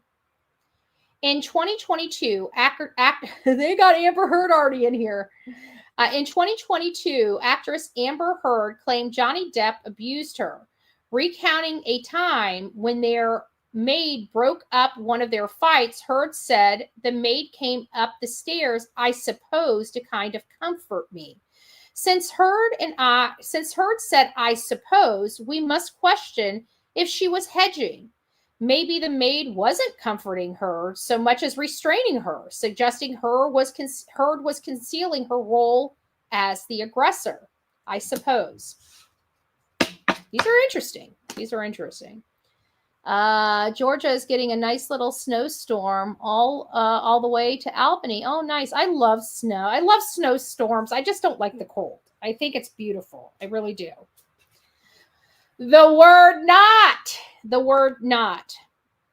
The word not simply negates without declaring anything specific. Liars often use it to avoid disclosing incriminating information, especially when answering direct questions. In 2010, following the disappearance of her daughter, Billy Dunn was asked if she hosted a New Year's Eve party just days after the incident. She replied, "Well, we did not. I know New Year's Eve wasn't on my mind at all." Since Dunn only stated that she did not do what she did not do, we cannot definitively conclude that she actually did. We cannot conclude what she actually did. It's possible she celebrated in some way that did not align with her definition of a party, or perhaps there was a gathering, but she wasn't the host. Not. The word with. The word with can imply a degree of distance between people. Liars sometimes misuse with inadvertently, indicating emotional or physical distance that would not exist if their story were true. In 2006, when John Matt Carr falsely confessed to the murder of John Benet Ramsey, he told police, "I was with John Benet when she died." The use of "with" in this context raises questions about whether they were actually together. We were together would have suggested a closer connection. We were together, not "I was with John Benet." This, the word this. The word this often suggests an emotional closeness in contrast to that. Liars sometimes misuse this, revealing a closeness that wouldn't typically exist if their story were true. Number 19, one more until our goal is reached. Nice. I love it. Thank you so much. God bless you. Yeah, I already assumed that the phones were going to be open. That's why I said you guys are going to be here a really long time. I think this might be one of the longest lives we have done in years. So we'll see how it ends. In 1996, when John Ramsey described finding a ransom note after his daughter alleged kidnapping, he said, "My wife Patsy screamed my name and she had this ransom note." Typically in such situations, we might expect distracting language. That note. A neutral language would be the note, it. The use of this in Ramsey's statement suggests a connection to the note, raising questions about the kidnapper's authenticity. Interesting. I wonder if Deceptive Detective believes John Ramsey. We know the Lore Lodge believes John and Patsy Ramsey were responsible for John Benet and had enough money to hold off the wolves all this time, 30 years. Patsy Ramsey has lost her life, I believe, in 2006 or 2010. I can't remember which one it was. But I remember law enforcement came out and excluded her as a possibility for having involvement in this. So I thought that that was a turn, a change from everything we knew to be true. But I'm interested. Does anybody know where the deceptive detective lies on believes they did it? Okay, so we and I respect both the Lore Lodge and the deceptive detective. So I need to go back and look at some of their work before I finish that documentary, because I believe it's a third party where I sit right now. And I started it and I got to Lou Smith. Lou Smith was one of the reasons why I believe. It's just hard for me. It's hard for me when it comes to these parents. Okay, so the word we conveys a sense of plurality and partnerships. Liars sometimes misuse we, indicating a partnership that wouldn't exist if their story were true. We heard we. No, he believes Burke did it and the parents covered it up. He was such a young kid to do something like that to his sister. I don't know. I'm so confused. But we need to get to the bottom of it. In 2019, actor Jesse Smollett reported being assaulted. He described the incident by saying, "I punched his ass back, and then we started tussling. It was very icy. Typically, we might expect an assault victim to describe their experience with distancing language, such as, 'I tussled with him.' The use of we in the Smollett statement suggests a partnership with the attacker, raising questions about the incident's authenticity." Interesting, the word we. Here's my favorite. The number 3. This I did not learn until the deceptive detective. This was the first, I believe this was one of the first videos that I saw of the deceptive detective, was when he was going over the green shirt interview, and he was describing, because she says, well, within 3 minutes, I called my husband. And he started going over. This was one of the first deck cards that I ever learned about related to the deception detective. And this is the number 3. Liars often use the number 3 in their statements. If statement includes a 3, like 3 p.m., third floor, $300,000, it might be fabricated. Or I didn't spank my stepson, but 3 years ago, and it was only one swat over the clothes. In 2012, a sailor distress call to the Coast Guard included multiple references to the number 3. He reported, "We have 3 deceased, 9 injured. We have an explosion on board.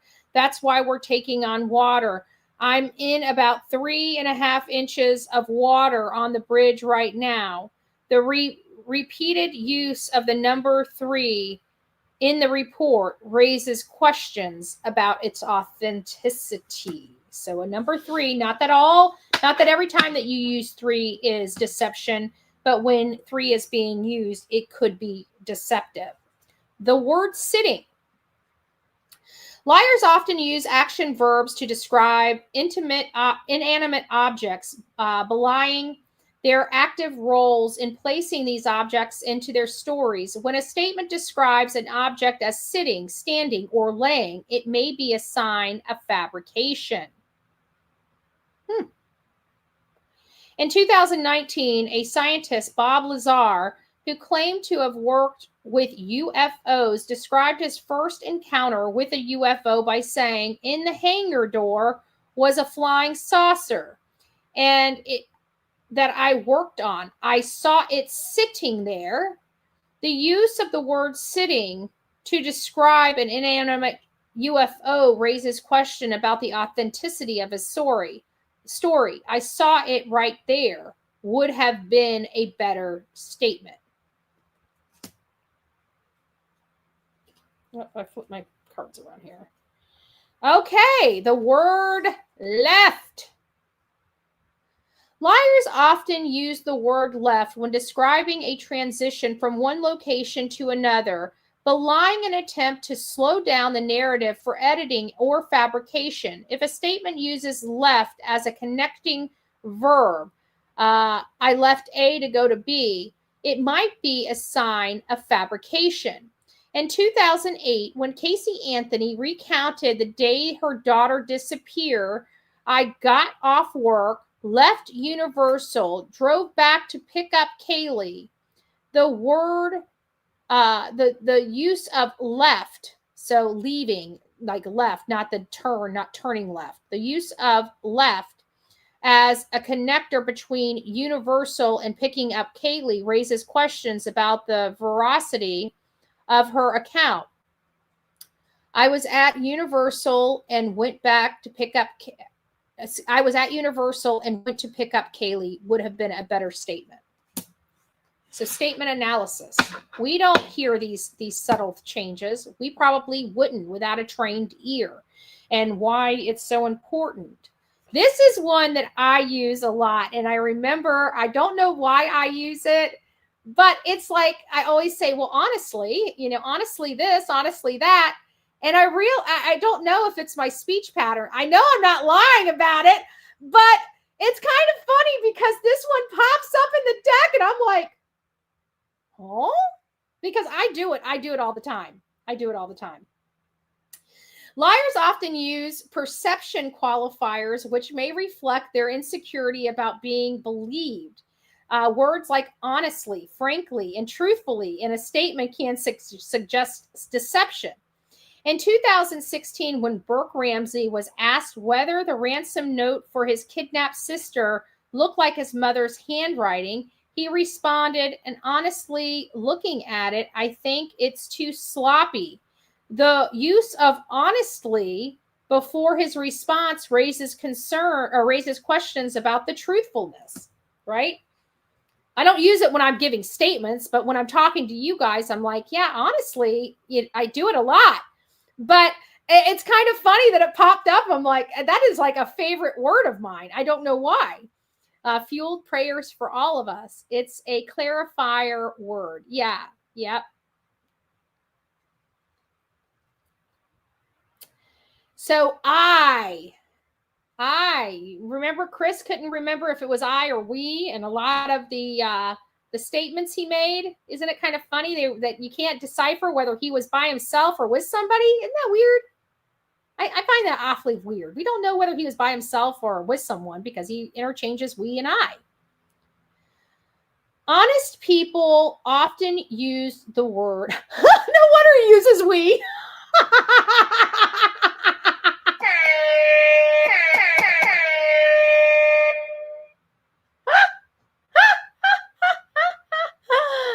I can't be right. There's got to be something here. Let me stop.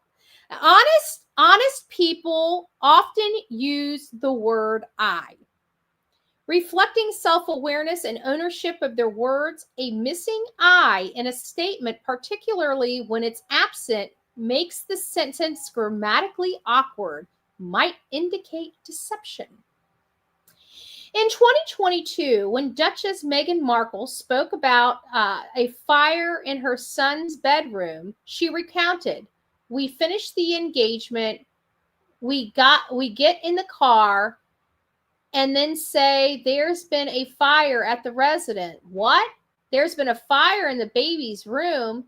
The absence of I in her account, even in places where it would be grammatically expected, I said what, raises questions about the authenticity of the dialogue.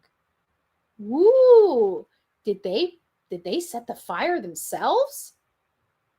I'm gonna have to look into that. That's a little saucy if you ask me. I didn't know that. I didn't know about that fire. Interesting. So she just goes, what? And said, I said what? Raises questions about the authenticity of the dialogue. Interesting. Grammar. Not many of us are good with grammar. not many of us good with grammar. Because grammar is so instinctive, it often reveals much about the speaker. Certain grammatical construction can be disclosed what the speaker knows, such as the use of past tense, progressive pronouns, and articles.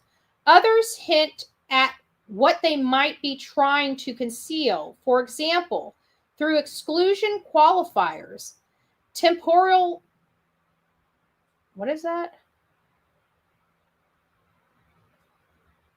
Looks like algae.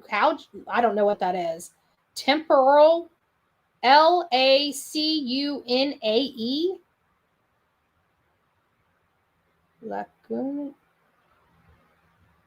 Lacuna? Cune?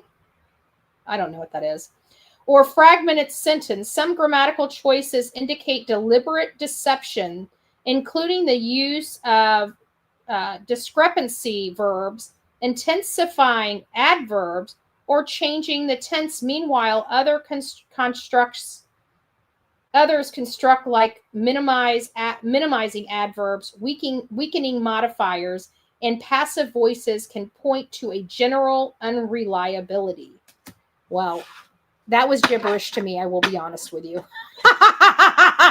The grammar card is a little, I don't understand what it's trying to say. Lunacy? No, it wasn't lunacy. No, it wasn't lunacy. It is temporal lacunae? Lacunae? Temporal lacunae? Maybe that's how you pronounce it? Temporal lacunae? I don't know. You know, my hooked on phonics is broken. My handle broke a year ago. Past tense, the word of past tense. Now, this was really prevalent in the Sumner Wells case. It was very noticeable how much past tense was being used from both the mom, the stepfather, the mom and the father, as well as the grandmother. It was always past tense. The way they spoke about Summer almost from the day she was missing was in the past tense. So what does this say? It says murderers often refer to their victim in the past tense, reflecting their knowledge of the victim's death. If a suspect describes a missing person using past tense, it could indicate that the suspect is the killer. In 1996, Susan Smith claimed her sons had been kidnapped. During an interview, she said, "My children wanted me. They needed me, and now I can't help them."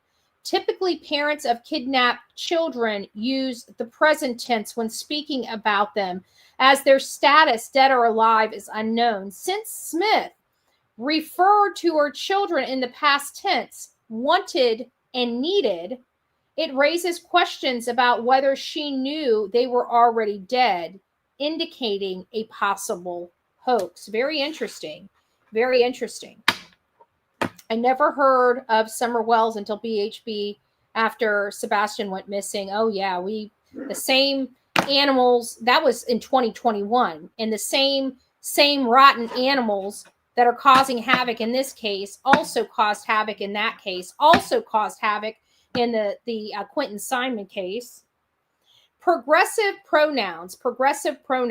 Now, I got to be honest with you. English literature, punctuations, grammar, even though is one of the worst for me. It's one of the worst for me. I am not smarter than a fifth grader. I am the first one to admit that.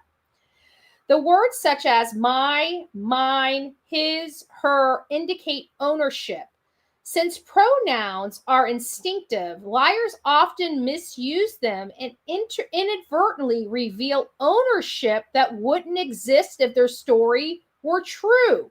When someone unintentionally claims ownership of something incriminating, it's an embedded confession. Woo! I like this card. Progressive pronouns.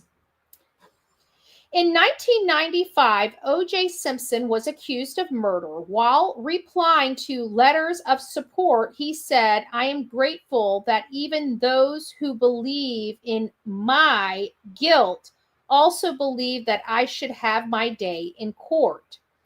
Typically, innocent people do not claim guilt for actions they did not commit. Simpson use of my guilt raises question of whether he was was acknowledging it because he knew it was true. If so, this could be considered an embedded confession. We need to be looking for that. This is a good card. I'm going to turn this one to the side. I like the possessive pronouns. I like the possessive pronouns. So that's going to be an interesting one that I think we should be working on trying to apply. We need to get smart on that possessive pronoun one. Articles. This is another one that was brought up. Articles. The definite article, the, suggests prior acknowledgement of a noun. Liars frequently misuse it instead of the indefinite articles a or an, thereby revealing knowledge that would not normally be present if their story were true. Consider the statement, I was parked when a man approached my car. The man then pointed the gun at me and told me to get out. Normally, when someone is unfamiliar with a person or object, we expect them to use an indefinite article upon first mention. A man became the man after introduction. However, since the speaker introduced the gun with the, it raises question of whether they fabricated its presence or recognized it, suggesting a potential hoax. So you would most likely say, I was parked in a car. A man then pointed a gun at me. A man pointed. So I have to say that that's right. And this person used the man and the gun. What? We're on a live show. Thank you for letting me know. Is somebody outside? Do I have to be aware of somebody? We know you're the crime dog. Thank you. Thank you for keeping us safe. Thank you for keeping me and the coffee club safe. Thank you. She's keeping us safe, y'all. She's keeping us safe. Told you she'd be a good dog. Told you. Exclusion qualifiers. Now, this is one that I'm a little, I don't know what this one is. So this will be interesting. The words like possibly, fundamentally, and basically signal a lack of commitment to a statement. Interesting. Liars frequently employ these terms to obscure or gloss over incriminating details and context. In 2011, football coach Jerry Sandusky was accused of SA. While denying allegations of abuse, a player in the locker room stated, "Okay, we were showering and we were, I recall, possibly like snapping a toilet horseplay or snapping towel toilet."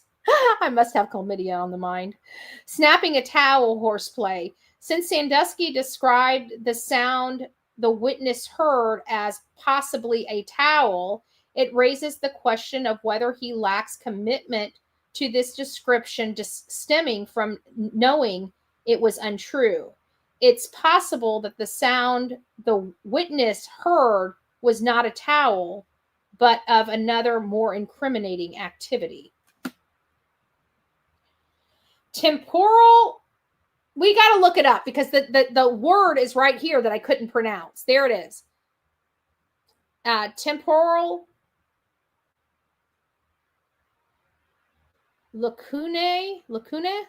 I don't know what this word is. I'm looking it up. It's driving me nuts. I've got to know what this word is. Pronounce. Shit. I just dropped some cards. Sorry, guys. Give me just a second. I don't remember which one was next. These are the biography cards. Okay, 2, 5. Okay, there we go. Pronounce. Lacunae. Let's listen to this. Hold on. Let's put this up. We're going to listen to this word together, okay? We're going to listen to it. Why can't I hear it? Use microphone. Allow. Okay.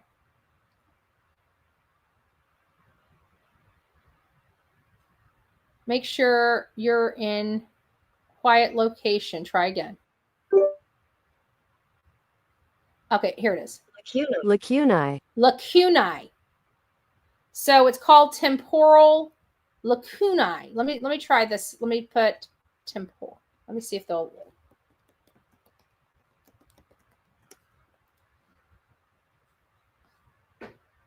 Oh, we even have a little 52-second on what lacunae is. We are looking at how to pronounce this name, well, this word really, as well as how to say more interesting but often confusing words. Lacunae. Okay, we're done. We got it. So it's temporal lacunae. Lacunae. Okay. I don't know. It was driving me absolutely nuts. So temporal lacunae. I don't know what that means. Let's look up what does temporal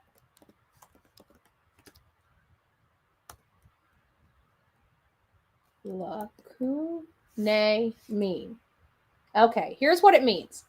Temporal lacunae means a gap or missing piece in time, essentially referring to a period of time where information or memory is absent. Okay, that's probably what it's going to say in here anyways. Okay, we're getting back to the show. It was driving me nuts. Thank you for allowing me to take a detour here. So temporal lacunae, words such as after, then, while, when, within X amount of time indicates a leap through time. Liars often use these terms to omit incriminating part of their story. In 2021, Candace Wells' daughter Summer disappeared. We were just talking about that. That's spooky. I just got a little chill up my back. Recounting the last time she saw Summer, Candace said, I told the boys, watch Summer. I'll be back. And within 2 minutes, I come back and she was nowhere in sight. The phrase within 2 minutes prompts us to question why she glossed over this period of time. It raises the possibility that she either omitted potentially incriminating details or that the story itself is fabricated, which we knew. All right, let's get back.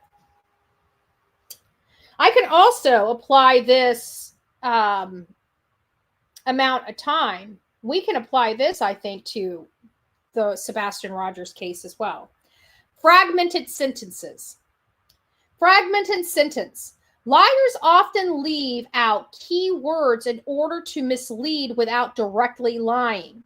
If a sentence is fragmented, especially in a way that is grammatically awkward, it may be deceptive. In 2022, Sally claimed that influencer Andrew Tate assaulted her and her housemate. In an interview with Vice, she states, I witnessed so much verbal, physical, not just to me. Since she only mentioned verbal and physical without finishing her sentence with abuse, it leaves room for interpretation. It's possible she intended to imply abuse, but refrained from explicitly saying abuse because she knew it wasn't true. Fragmented sentences. We need to be paying attention to fragmented sentences. Discrepancy verbs. Discrepancy verbs, words such as would, should, and could indicate, we went over this, I think, yesterday, indicate hypothetical situations rather than literal ones. Liars often use these terms to mislead without directly lying. In 2021, Candace Wells' daughter disappeared while denying allegations of abuse. Wells stated, nobody would ever treat her like that.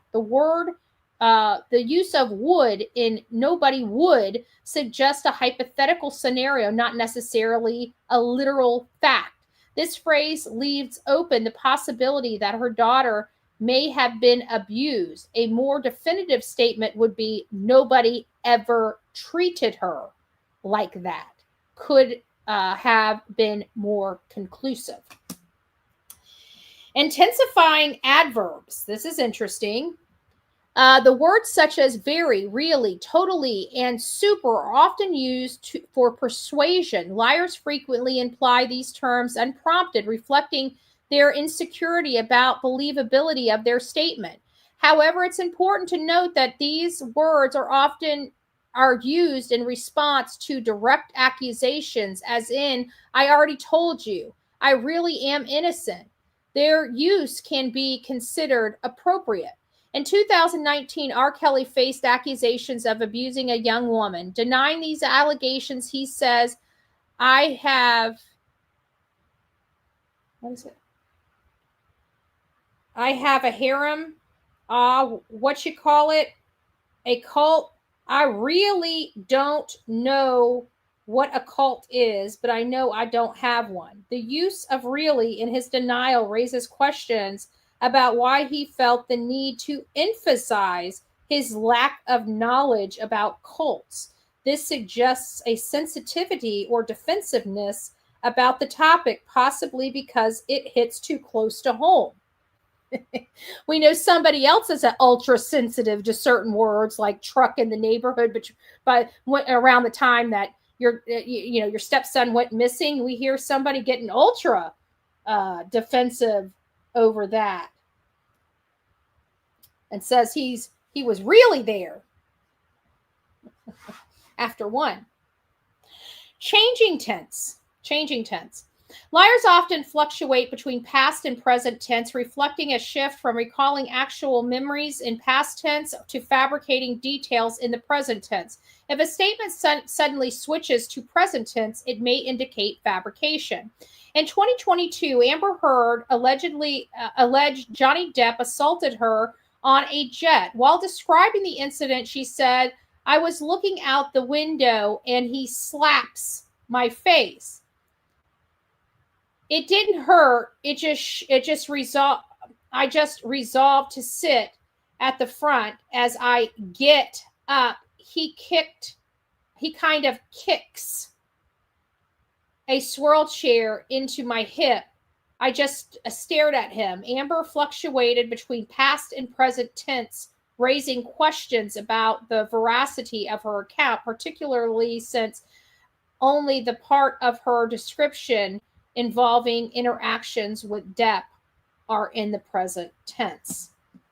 I'm sorry, it's very hard. Like this, you'd think the white words on the black would really stand out, but they just need to be a little bit thicker in print. They're just kind of, it's hard for me to read them. Minimizing adverbs is the next one. Words such as just, only, simply, and merely often indicate an attempt at minimizing. Liars frequently use these terms to downplay incriminating details and context.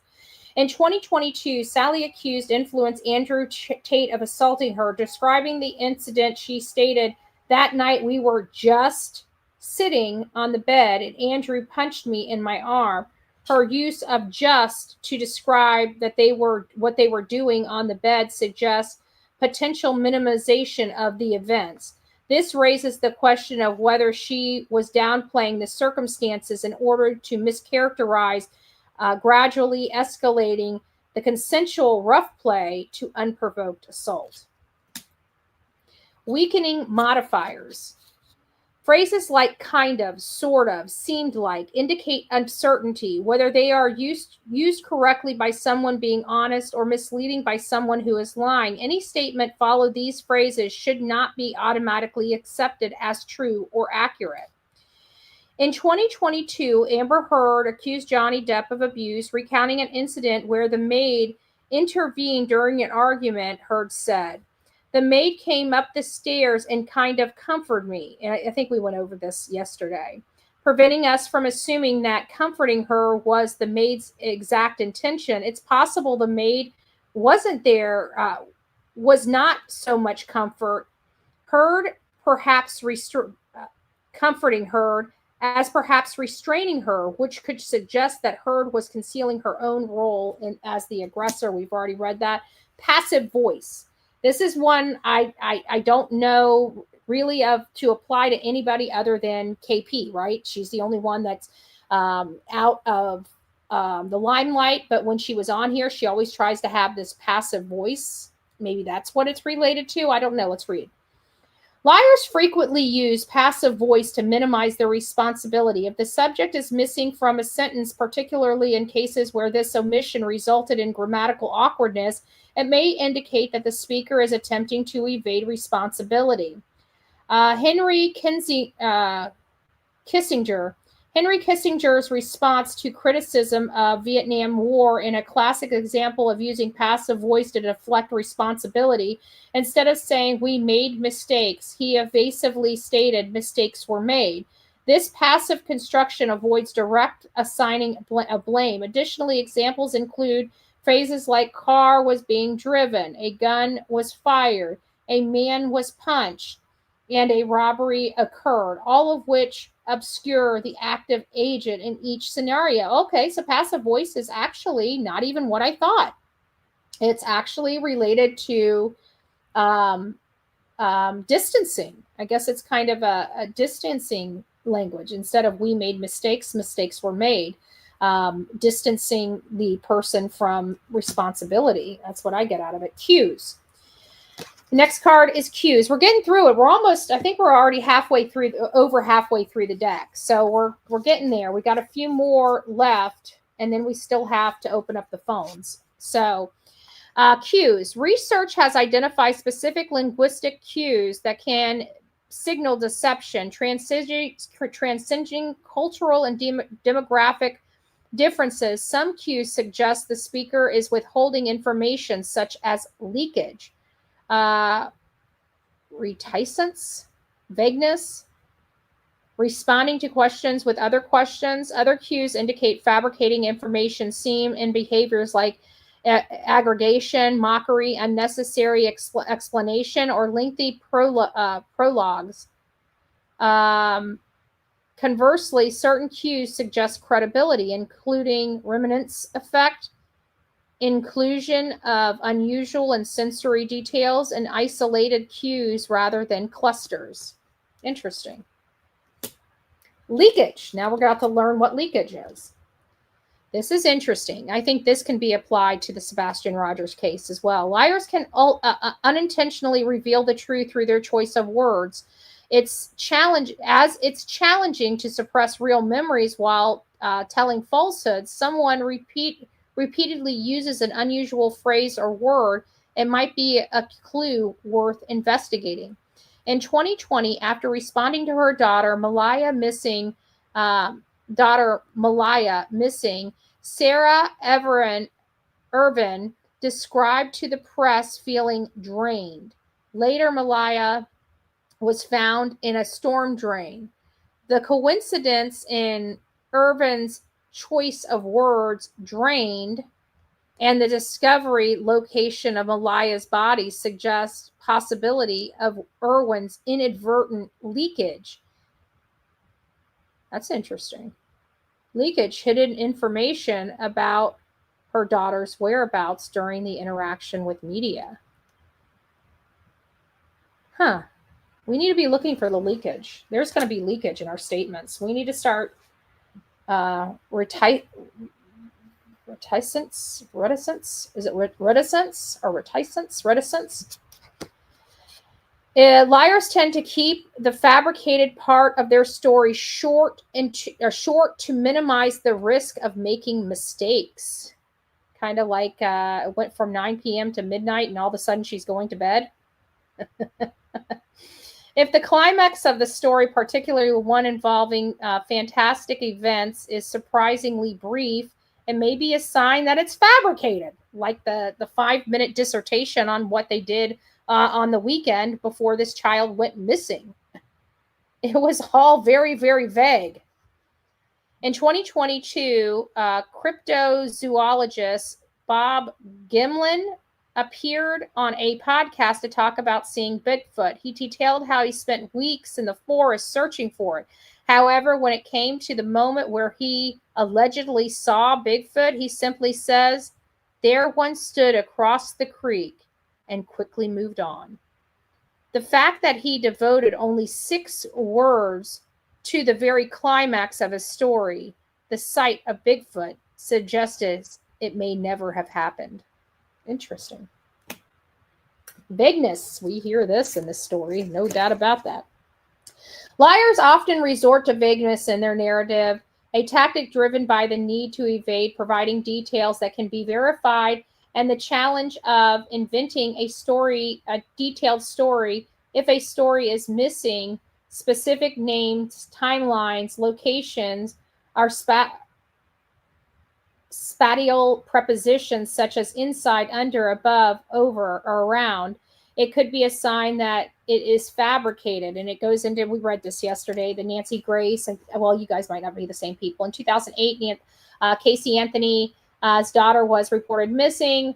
When describing her search efforts, Anthony stated, "I checked a couple of stores, just regular places that I know of.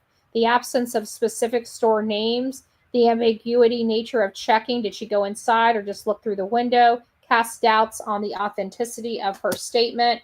Questions with a question.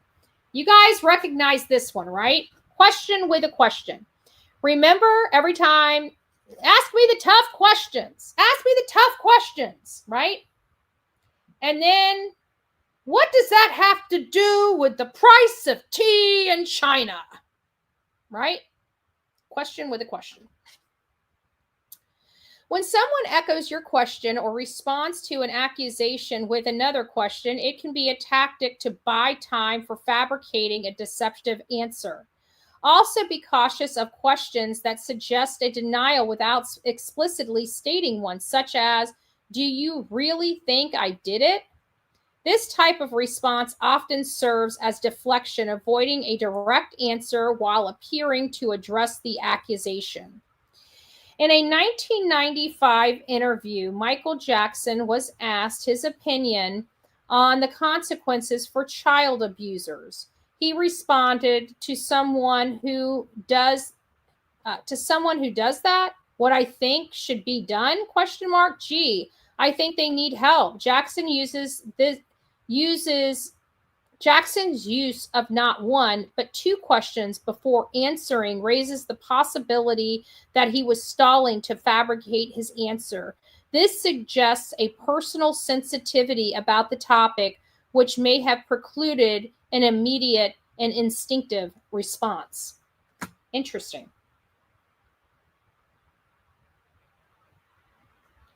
Ingregation. Ingratitude.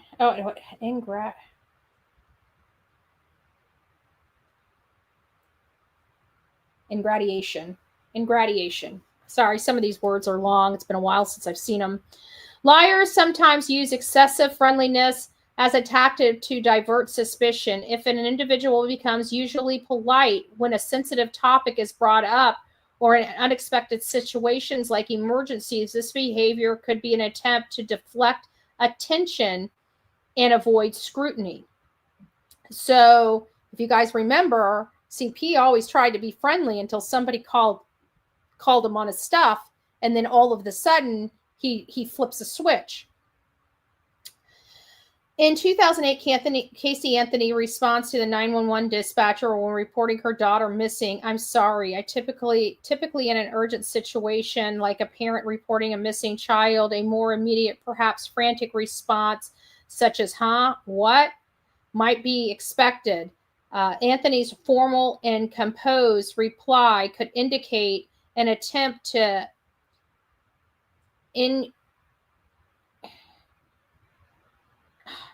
ingratiate. I can't pronounce these words. I don't know. Thanks for the shout out. Oh, thank you. I'm having a hard time with my book on phonics. Thank you for stopping by. But anyways, herself with the police suggesting a possible intent to manipulate the situation. Well, thank you. I didn't know I'd get your attention. I appreciate you being here. Yes, I love the cards. I don't know how I'm going to use them yet, but I just want to go through them with my audience.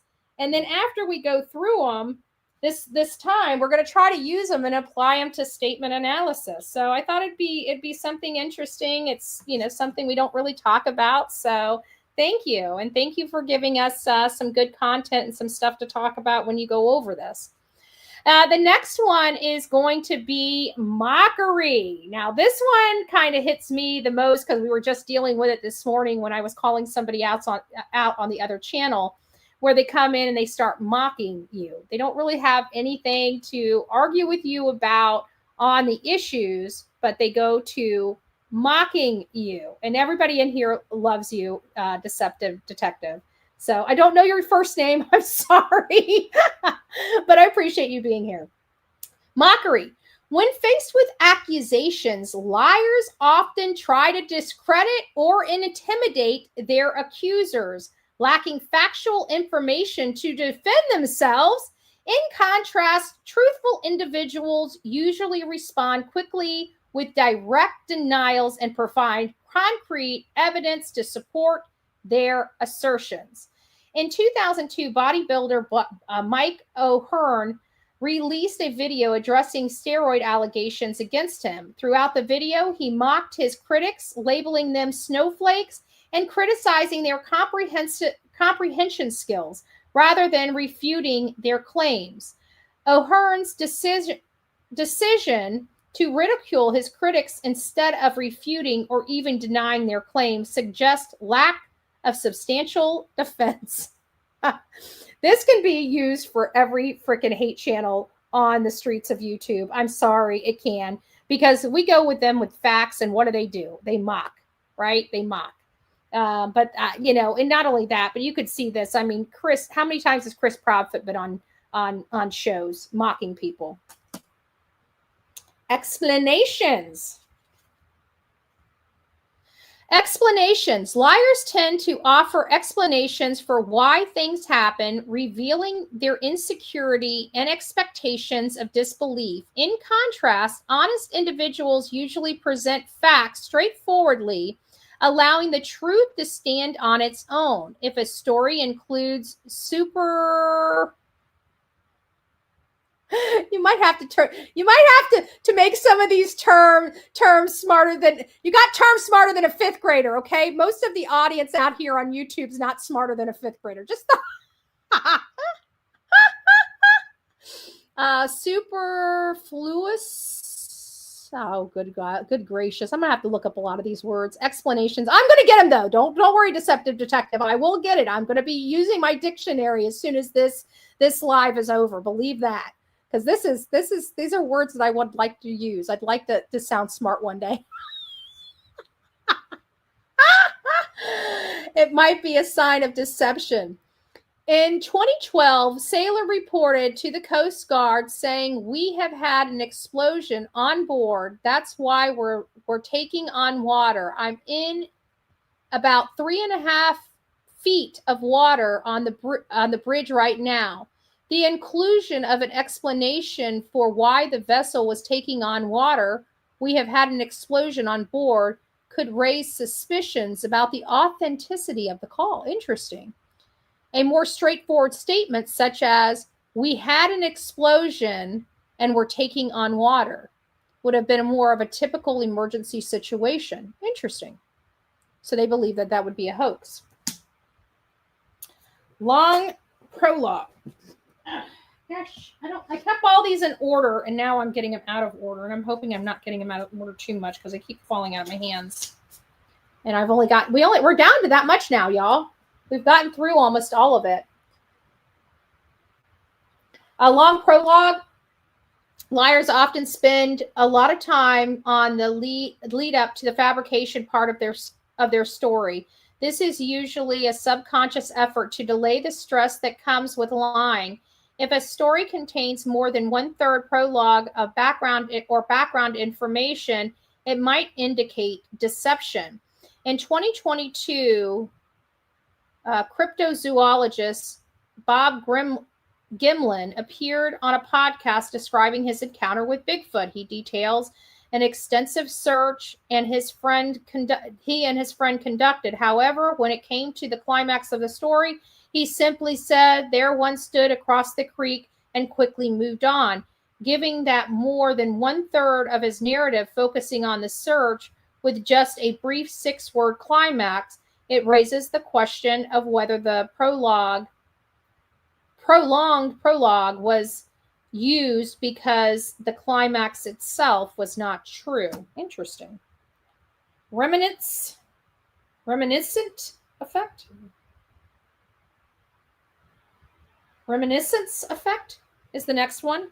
Reminiscence effect. There it is. Honest people may change their stories slightly with each retelling as they recall and prioritize new details over time. Conversely, if a story remains rigidly consistent in its details, emotions, and sequencing on every retelling, it may have been fabricated in advance. This is known as scripting. We saw scripting in the Sebastian Wayne-Drake Rogers case. In 2007, Kate McCann's daughter was reported kidnapping. Since then, every time Kate recounts the story of discovery her daughter's disappearance, her narrative has stayed strictly consistent, almost word for word. This lack of reminiscence effect, which is natural evolution of memory over time, suggests the possibility that her account might have been premeditated or scripted. Interesting. Unusual details. This is CP through and through. Unusual details. We're asking him about a left-hand turn. He talks about a right-hand turns and how he went up the mountain around the corner and through the woods to grandmother's house he went, right? And we weren't asking for all that detail. I think the audience has pointed that out more than anybody on here, how one question is asked, but 15 other details that weren't asked are added in. I call it convincing language. This is unusual details. When liars plan out a false story ahead of time, this process is known as scripting. Scripted stories tend to be overly logical and bland, lacking unusual or sensory details. For the liar, this strategy makes the story appear more believable and easier to recall. Therefore, if a narrative lacks unusual details or development, it might indicate that it's scripted. In 2017, adult film star Christy Mack was brutally attacked by her boyfriend. While describing the attack in court, she mentioned that he broke her rib and then covered her with a dog blanket because she looked cold. The mention of the dog blanket, an unusual detail in the context of the attempted murder, suggests that Mac was speaking from her own memory. Interesting. Sensory details. Wait, did I read that right? Suggests that she was speaking from her own memory. Interesting.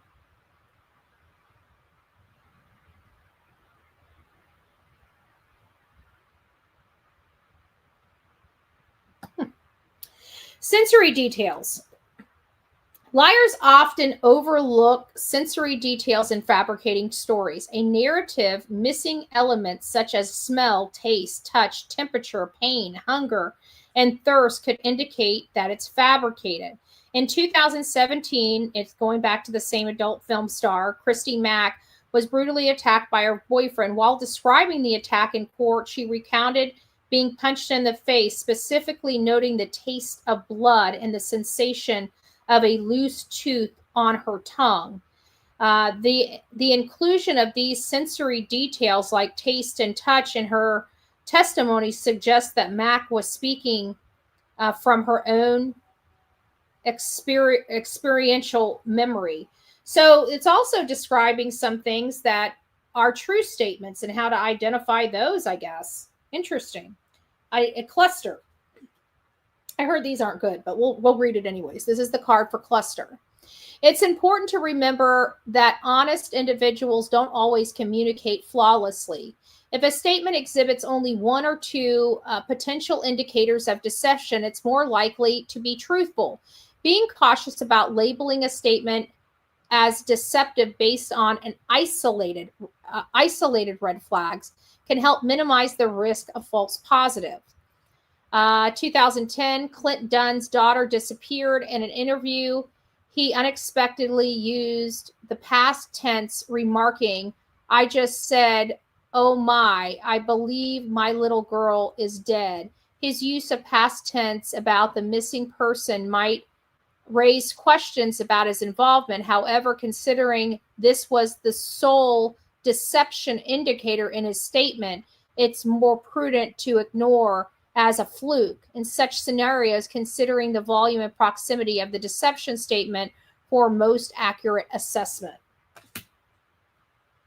So if you have a lot of clusters together, it's an indicator high of more of a deception indication. If it's an isolated indicator, then it's probably truthful and just a misspeak or how the person speaks, I would presume. Concepts. In the field of deception detection, expertise goes beyond just spotting deceptive words, phrases, grammars, and cues. It's a critical component. A critical component is being vigilant about common pitfalls in deception detection, which include grifters, misleading statistics, hoaxes, and misinformation. Another component is the ability to elicit statements from uncooperative subjects and cooperative subjects, as well as the ability to analyze those statements for both common lies and subtle lies. Lastly, an effective deception detective must be able to assess unique type of communication where sincerity is crucial, like stories, apologies, denials, and motivations. Recognizing grifters. I just want to show everybody that Bullhorn Betty's face is not on this card for the idiots in the back of the room.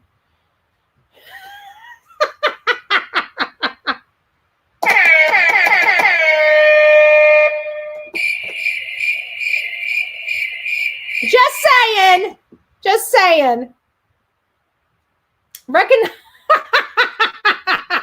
Well, we're just going off the hate channels. I'm just saying. Whenever there's an opportunity for cheating and not getting caught, a lot of gain from cheating and a lot of people involved, cheating will always happen.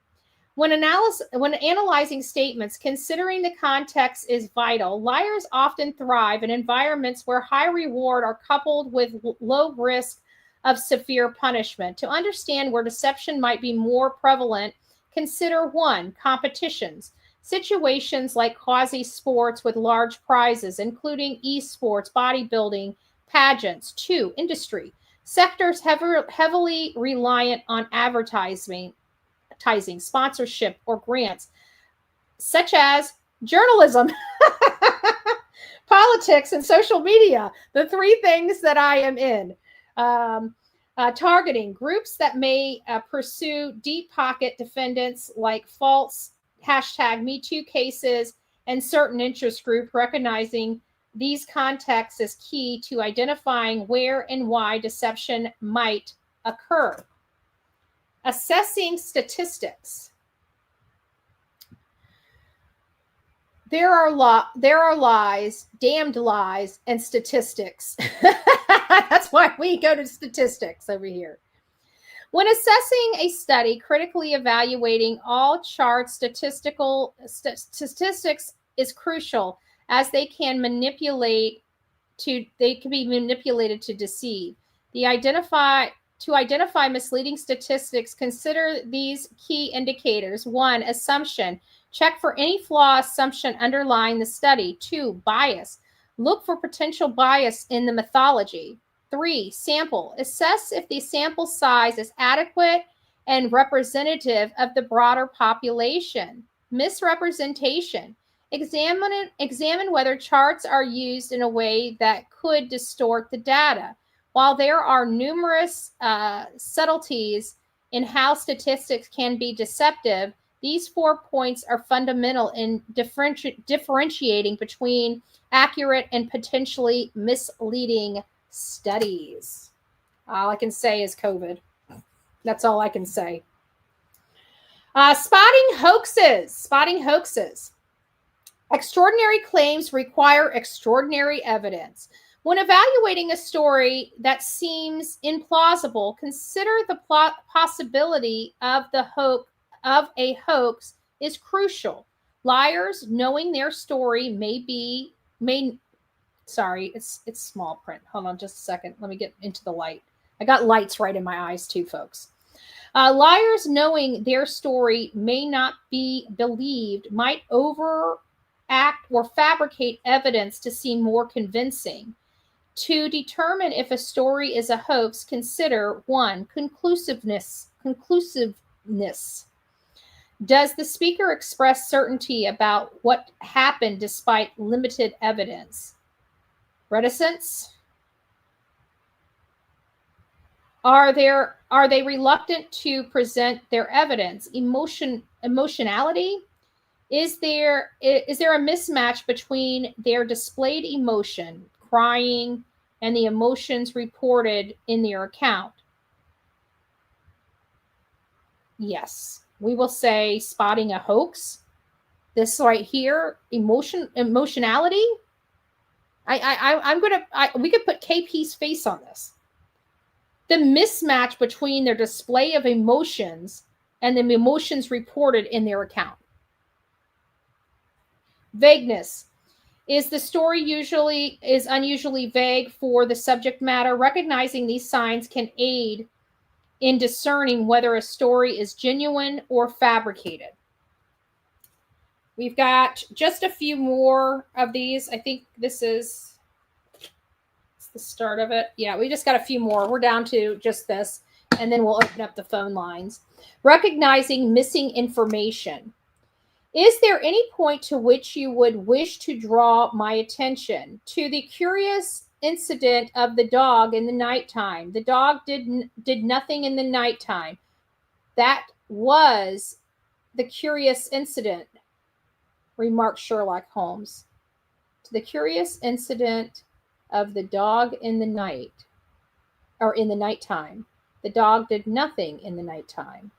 That was the curious incident. When analyzing a statement, it is essential to pay close attention to what is not said. Liars often omit crucial details, either to avoid incrimination or due to oversight. To identify such omission, consider these factors.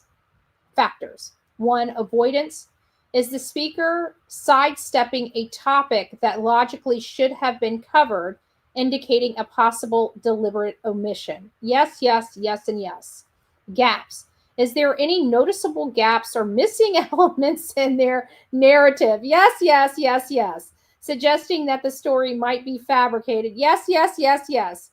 Recognizing both kinds of omissions is vital in evaluating the truthfulness of a statement. Well, no shit, Sherlock Holmes. He was referenced. He was referenced. Cooperative subjects. When eliciting statements, oh, sorry, I missed the top part. It says liars often set their own traps. When eliciting statements, maintaining engagement with cooperative subject is crucial. Liars tend to be more open when they believe they're controlling the conversation. That sounds like SF and the fight between him and Laura Lodge, doesn't it? I'm sorry. It's too easy. It's too easy. When eliciting statements, maintaining engagement with cooperative subjects is crucial. Liar tends to be more open when they believe they're controlling the conversation. To subtly guide the dialogue and extract more information, use these prompt words effectively. Specificity. So to encourage detail responsive. Expansion. Apply and to prompt additional literal information. Context. Utilize meaning to gain clarity and context. Exploration.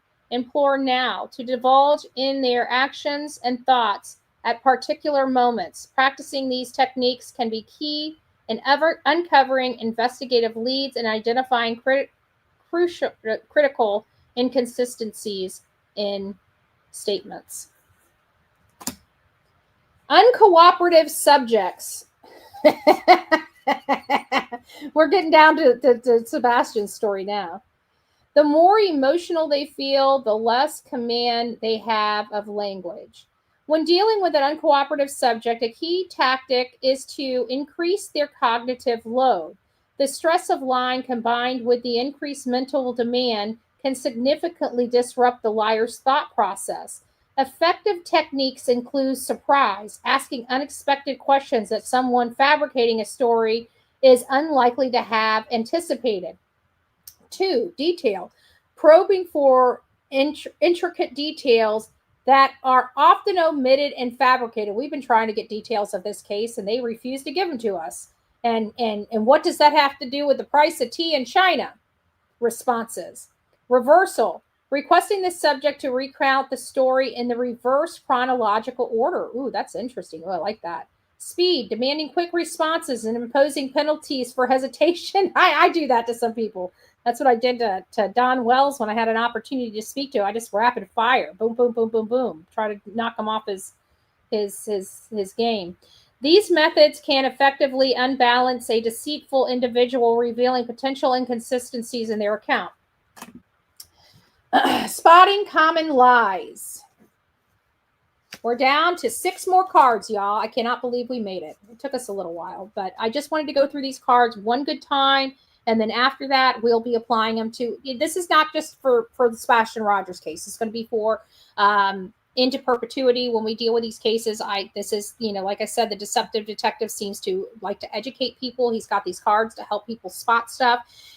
We put the link in here if you guys would like to get your own cards. I recommend them getting your own cards because you can be practicing with these and start, because it's all about repetition, guys. What you do with these cards is you go back even to old interviews, go back to Letitia Stout, go back to other, Alec Murdaugh case still going on. We've heard his story, everything. Go back and start applying these cards to those interviews, right? And start practicing with them. Start practicing with them, because you're not going to be like the deception detective without practice, right? And this is not to make you the deception detective. That man probably spent more money than God trying to get the skills he has. He's just trying to give you a little edge, right? He's trying to teach you the basics so you can build on those yourself. So if this is something, I know all of you guys have been following me. Some of you guys have been following me since the day I got on this platform, right? So you're into true crime. This is a great investment for you, to learn a new, like this guy probably, I'm telling you, this guy, the deception detective, probably went to school. He probably had over $100,000 in debt. Okay. He's giving you these deception cards for what, $79? So, I mean, it is what you make of it, right? It is what you make of it. Spotting common lies. I swear to tell the truth, the whole truth, and nothing but the truth, so help me God. I bet you if they had to go up before that, they'd choke on trying to say that. He's an attorney too. I know, that's why I put that amount there. I saw that. I saw he's an attorney. Describing safety to USC was a neighbor. Even said Cadillac SUV, light blue or white. It started at Michael Vaughn's case. Crossed my heart. Okay, well, I don't know who you guys are talking about, so I think I'm walking into the middle of it. Biden paid his student loan. I paid my student loans. I think if anybody else is getting paid student loans, they need to reimburse the rest of us. I'm sorry. It's good for the goose, it's good for the gander, okay? Just because I paid my bill 20 years ago doesn't mean I ain't owed some student loans. Biden, where's my payout? I want my payout too. Mama needs new shoes. Just saying. Okay, so spotting common lies. We did go over this yesterday. When evaluating a statement for deception, consider the 3 components of the testimony oath. Commission. This invokes bold-faced lies of commission, where an individual outright contradicts the oath pledge, tell the truth through direct falsehood. Omission. Here, lies of omission occur. The subject tells part of the truth, but intentionally omits incriminating or crucial information, not adhering to the whole truth. And distortion. The final method involves information treatment.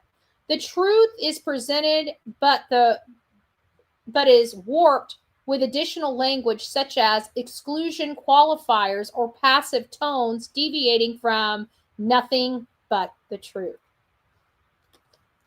Spotting subtle lies, assessing stories, assessing apologies, assessing denials, and assessing motivations. Guys, we're just going to take just a brief moment here. We're going to take a break because we're on the last 5 cards. I'm just going to use the little girls. Well, actually, I can get through these 5 cards before I got to use. But we're going to use the little girls' room before we go over to opening up the phones. Spotting subtle lies.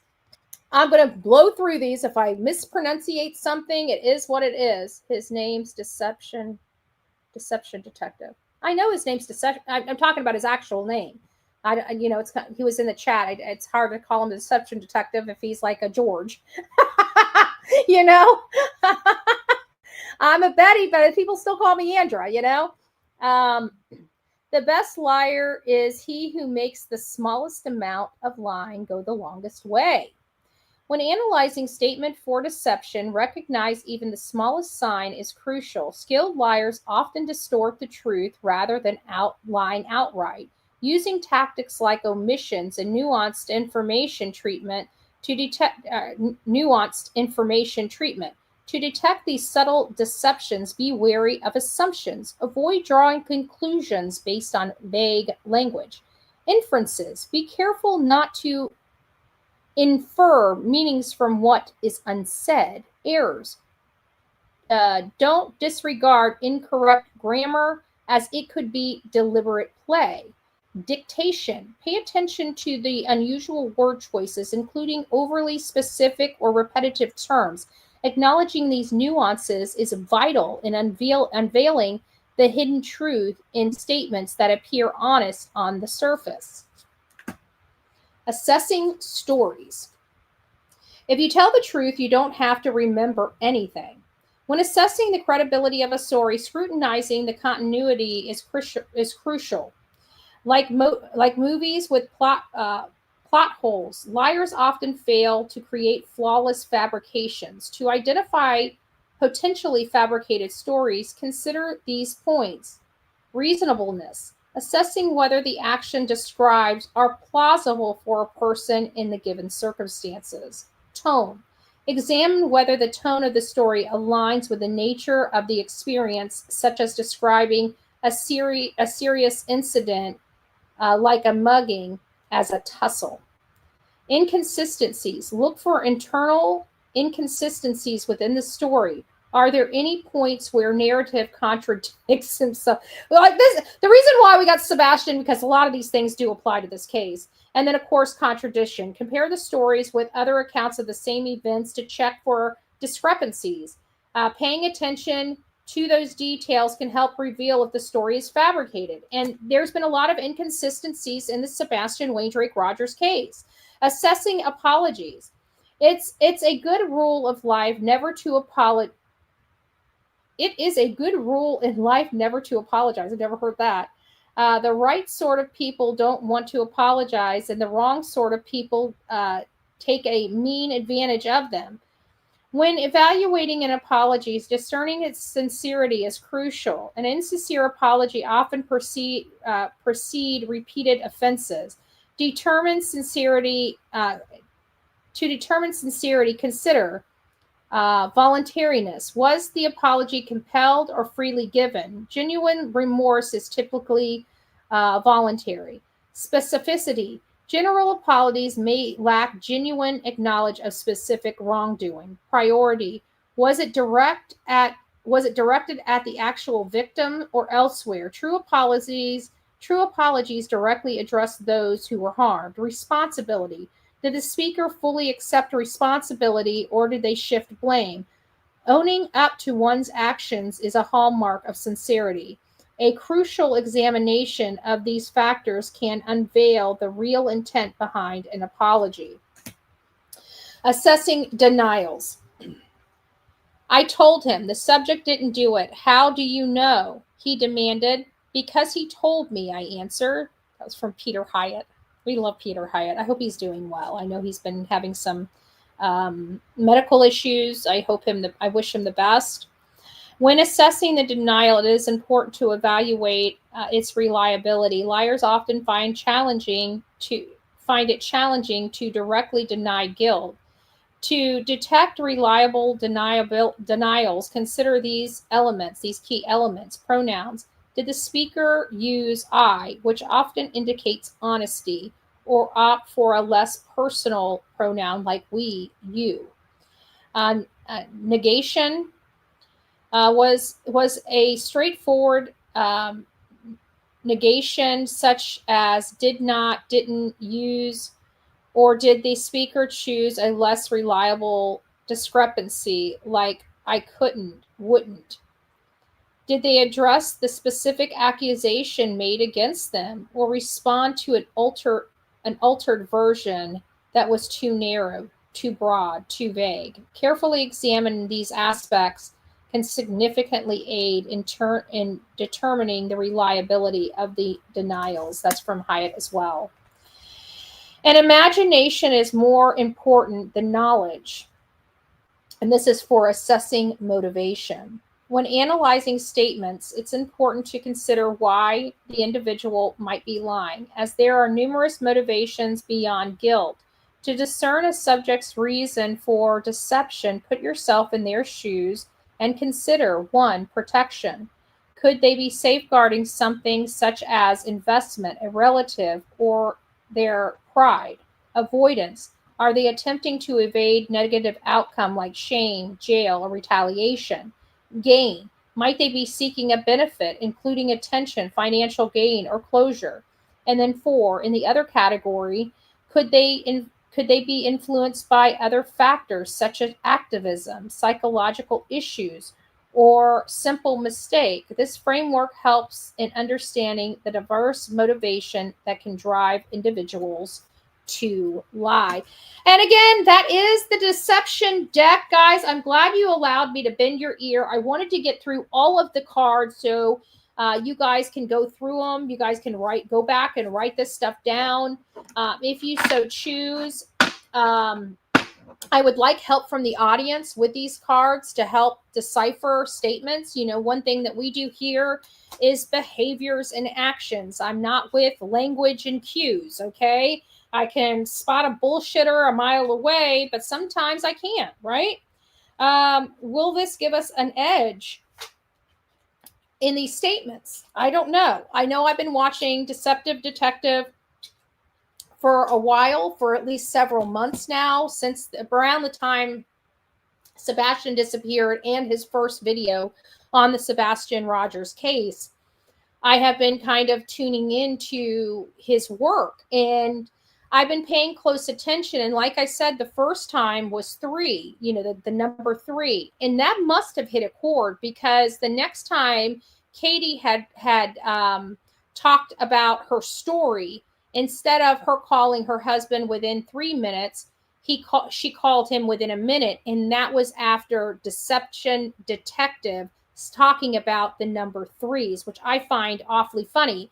But much of the Sebastian Rogers case, if you look at it, their statements kind of bode with a lot of stuff going on social media. When you started seeing those inconsistencies or the changing of their statement, it was based upon the controversy going on Facebook at the time. And you can start really seeing the changes in their story based upon people and what they're arguing on social media. So I think that is super important. Are we going to apply these in the Sebastian Rogers case? That's really why I bought this deck. Like I said, I really hope that you guys get your own deck and help me with the product, you know, with the statements and stuff with the product, because that's the only time we're going to go over them. So if you guys are not going to have these, so the only way you're going to have these when you're listening to statements is getting your own deck. I only bought one.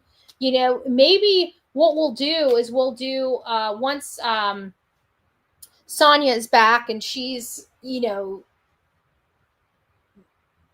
dealing with all of the stuff, the pain that she's going through with losing her sister and her cat. When she comes back, we'll have her do the drawing, but I'll pay for it. Maybe we'll do a drawing for a deception deck. we'll give it a couple weeks. Give it a couple weeks, and we'll do some type of I don't know, something, whether it be a game, a drawing, or something. But we're going to be giving away the deception deck as one of the prizes for whatever we're going to do. I think the last one was Crotchgate. We did, that was with Brian Kohberger and all their statements, whatever. So we'll figure out something fun that you guys can all participate in, and the winner will get a deception deck, $79 value.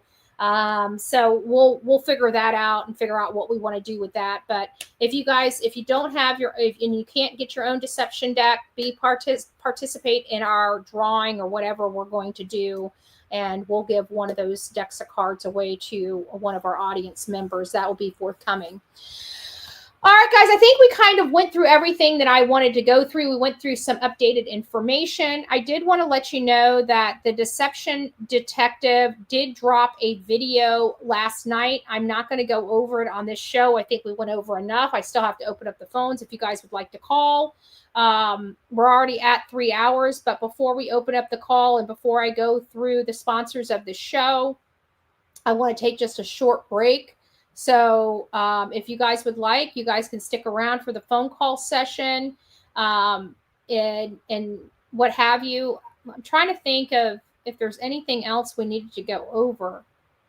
Let's just take like a 2 to 5 minute break. I'm just going to turn my camera off here. I'm going to use the little girls' room, get me a new coffee. If you guys would like to do the same, like I said, nobody's required to be here, but if you guys would like to come back and call in to the call-in show aspect of this, we will. I know we're already crossing over 3 hours, but I told you guys today was going to be a very long day here on Bullhorn Betty's channel as we went through those cards. I like those cards.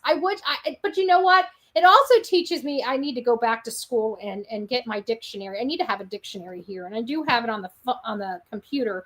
But there's some words I just can't remember. I tried. I'm doing my phonics thing. I'm looking at it. I remember my dad. He used to put his hands over and it's like, just find the word that you can say. Find the word you can say in the word, and you just put those, and then you string them together. And I'm like, I always remember. I always remembered that. I got to tell you, the kids today, like I said, when are you smarter than a fifth grader thing came out, I'm telling you, that was a hit because it shows us all how stupid we are as we get older, right? We learn everything we're supposed to learn, but by the time you get our age, we forget it all. The cards are great, but the price is a bit high to buy them for $30. Yeah, I don't think you can get them for $30, but like I said, don't worry about it. For those that can't get the deception deck, we'll do a giveaway on here, and we'll give a deception deck away. So for those that can't afford to get the deception deck, don't worry. Bullhorn Betty is right here, and we are going to be giving one away. But just wait for Sonia to get back because I don't know what little wheelie thing she uses, and if we're going to have something. I just like her to do it. She knows what she's doing. So just to make it fair, it'll be out of my hands. It'll be into a third party's hands to pick out who would be winning the deception deck. So, but we will get this off to you guys. So like I said, it's a $79 value for those that would like to get your own deck. I have already put down the link to get those. I personally like them. Just me personally, I love the deck. I can see where I'm going to be using these and studying them for the time forward and doing some more research based upon these decks because I would like to get more into language. I mean, I don't ever expect to be an expert. I'm not going to school for this. I'm not investing money in it. To do with these things I did with the Chase Hughes thing. I'm not really planning on doing that, but we just need to hone our craft, right? Hone our craft. And this is just another tool we can utilize in deciphering truthfulness and untruths. So guys, take your break, be back here. We're going to, it's probably going to be back on sooner than 5 minutes, but this is kind of your 5-minute break. And then we'll get back here and go on with the rest of our show. So this is your intermission. Thank you.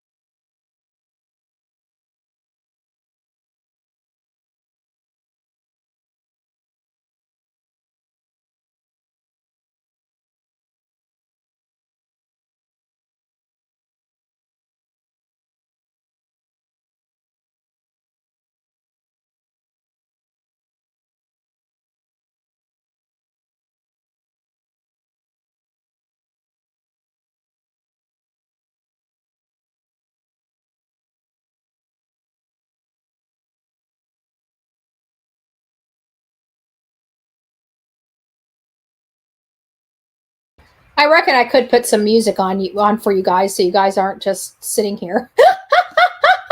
Sorry, guys. You never know. I just, kind of do this thing. Hold on here. Let me find a song. Where's my songs? Let's go for do we want to go for redemption or statement? I like statement. I'll never slow up. No, I don't take shit. I got no love for the fakeness. If you want to play tough and want to hate this, I'll always show up.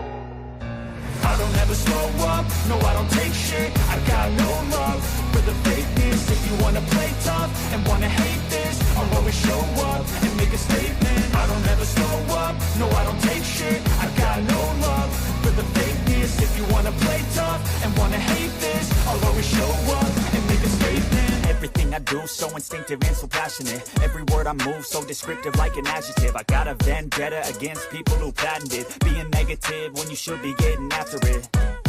I got facts over tracks, this and that. Spitting slow, spitting fast. I could roast, I could gas. Think I'm okay at last, but I don't know if that can erase all the past. And the pettiness, a reflection of the emptiness. Hilarious, you think you're worth my time, you're delirious. Mysterious, because you hide behind a fake exterior. Inferior, you know I'll always be a bit superior. Get off of me, this ain't no humble brag. I want you to hear words, you can say them back. I want you to feel free from the chains at last, and to believe in what you got, it was built to last, yeah.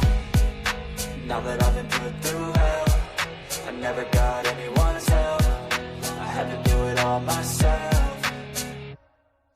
I don't ever slow up, no I don't take shit. I got no love for the fakeness. If you wanna play tough and wanna hate this, I'll always show up and make a statement. I don't ever slow up, no I don't take shit. I got no love for the fakeness. If you wanna play tough and wanna hate this, I'll always show up and make a statement. Gonna learn the consequence of being incompetent. Mental health is confidence, dreams into modestness. I'm not here to save the day, that's for you to take away. I could play a million mind games, but instead I say something not illogical, something that is topical. Rub it on and watch it go, make yourself unstoppable. Dreams are irresponsible, but they're always possible. If you just believe, you could be so remarkable. Thoughts in my head, a collage and they spread. I'll be great one day, going off of my meds. No, I'm not giving up, no, I'm not giving in. I will make it to the top, taking off in the wind. I gotta make it, I'm saving every day to taste it. I'm patient, but my mind, it can hardly take it. I'm chasing a dream that I've had for several ages. A vacant, modern kingdom for the taking. Now that I've been put through hell, I never got anyone's help. I had to do it all myself. All right, we back. Thank you all for being here. We went over the deception deck. We're going to be on here for 4 hours. I don't know if you guys are going to see me later or not. I don't know. Actually, as a matter of fact, I need to find out what the heck's going on with my car. Where the hell's my car? I got my car getting some work done to it, and I haven't seen any calls. Did I get a call? No call yet. All right, let's get the phones open here on the Bullhorn Betty channel. I don't know my own phone number, so you guys are going to have to wait until it gets up on the screen because I don't know it. There it is. Now, don't call. Let me take it off. Don't call yet. It's not where I'm not even up and ready to take calls. I forgot to put my Google Voice on. Forgot to put the Google Voice on. Sorry about that, y'all. Where are we? Where do we turn you on at? There you are. Do we even have this up? We do have this up. All right. I think we're ready now. I I haven't gotten kicked off yet from StreamYard. My volume hasn't gotten kicked, so we're doing good so far today, guys. All right, the phones are open. Thank you all for being patient while we wait for our callers to come in. We got a lot, and I mean a lot. And I do want to just a big shout out to this deception detective. I didn't know I was going to get his attention, but I did want to go over the text because I really do support your channel. I like it. I absolutely think that this deck is so clever. And I love that people take their experience and their education and try to help others. And this is what I got to say. I mean, this is helping, you know, we get a little insight of something that we did not know. So Just to start out, again, Melanie, thank you guys so much. Too tired to play. Outer Banks, thank you so much. Outer Banks. D's Mystery Obsessed. I love you guys too. You guys are so sweet. Nani, Outer Banks gifted 5 Bullhorn Betty memberships. If you received your Bullhorn Betty membership, don't forget to tell Outer Banks thank you. Adrian, thank you so much for the super chat. Emma is up in the house. I'm 42 today and been a member for 22 months. Happy birthday. I'm a little jealous that you're younger than me, though. I don't like you no more. I'm just joking. Happy birthday, Emma. Emma. It's nice to see you. Happy birthday to you. I would like to do a better, but I don't have my voice together today. I don't have it together. Happy snow day from Nashville, Tennessee. Yes, thank you. Hey, BHB. Hey, Michelle. It's nice to see you, my love. Angelina, Betty doesn't need any more buttons. Yes, I do. I need a lot more buttons. Oh, thank you, Anna. Anna gifted 1 Bullhorn Betty membership. Outer Banks says, Tony says, check your text. I did. And I can't tell you what was on them, but all I got to say is I'm awfully busy today, kids. I'm awfully busy today. Sorry, I have a little nose itch. I think I got it. I'm just joking. SBA teacher, thank you for all you do. Thank you. Tony says, check your text. I didn't know if I was supposed to share it. He needs to let me know if I'm allowed to share it. And he didn't let me know if I was allowed to share it. So let's see if he wrote back. And he didn't write back saying I could share it. So it is what it is. Thank you for thinking of me. Guys. It's really sweet. Just thought I'd put my, glasses up on my nose. Emma Ray, set to be star witness in a rug case. Rug case? Maybe drug. I don't know. Veronica, be true crime. Thank you for the super. Oh, come here. Come on. No need to whine. No need to whine, little girl. Everybody, you guys see, baby. She wanted to say hi to you guys. Oh, little baby whining. Oh, you did it, baby. Such a good girl. Feisty Mama, thank you so much for being part of this crazy crew we call the Coffee Club, i.e. the Insane Asylum. Our beautiful Outer Banks, a friend of mine is suing Warren, Michigan crooks. Nice. Eeyore Blues, thank you so much. Yes, I got it. Thank you. I did read it. I just couldn't read it online, guys. Thank you so much. Melanie gifted 1 Bullhorn. Thank you, Melanie. You're so sweet. Kate sees you all. Thanks for the kiss. Mwah! Back at you, Kate. Thank you for all you do. Sebastian's Army. Thank you, guys. Wheezy Girl says, love your commentary and your education goals. Yes. Number 19, if you guys have not hit that thumbs up button, shame on you. Just shame. I'm just joking. Go out and thumb me up. This is a long live. This is a lot of work, a lot of reading. Here you go. Oh, thank you, Nani. God bless you guys. God bless you. And this Deceptive Detective came by. Yes, we gave him a shout out. It's because we love his cards. We love his cards and we love his commentary and we love him keeping us on track with the Sebastian Wayne-Drake Rogers case and all the other cases that have, caught our attention. And Too Tired to Play. Stacy, thank you so much. Thank you, guys. So we have the phones open. The number is 724-252-8070. If you guys would like to participate, I know it's been a long, blessed day. So I do understand. If we don't get too many calls this afternoon, I will promise to open up the calling on our next live, which will be either later this afternoon or tomorrow morning. I need to get back to doing a couple lives on here because we have so much to go over and I don't want to be stuck on here on one sitting for 4 hours going over everything that we need to, go over. So shame on those who harm children, animals, and those weaker than them. Yeah, absolutely. Absolutely. And delight, like I look at my dog, okay, this is just a puppy, okay? This is just an animal that I absolutely love, okay? And she's just a puppy. I've only had her for 6 or 7 months so far, right? She's been, you guys have watched her brighten my life. I can't imagine. She's just a dog. I did not give birth to this puppy, okay? This is not my child. This is a dog that was purchased for me by my best friend, right?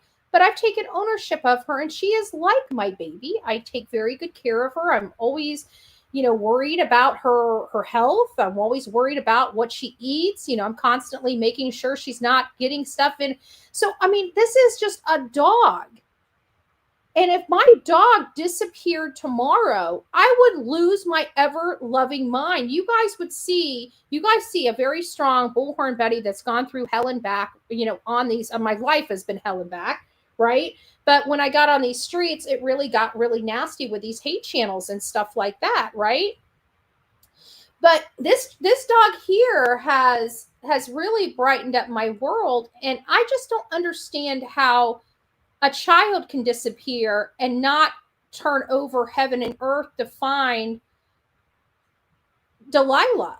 And this is not a child. This is just a dog. A dog, a puppy. Yes, I love my puppy. I love my puppy a lot. But it's not my child. And I would do a hell of a lot more than we've seen the mom and stepdad do for a human being. This human being right here. And I just can't imagine, because I would kick in somebody's door for my dog. I really would. Because my dog's like my child.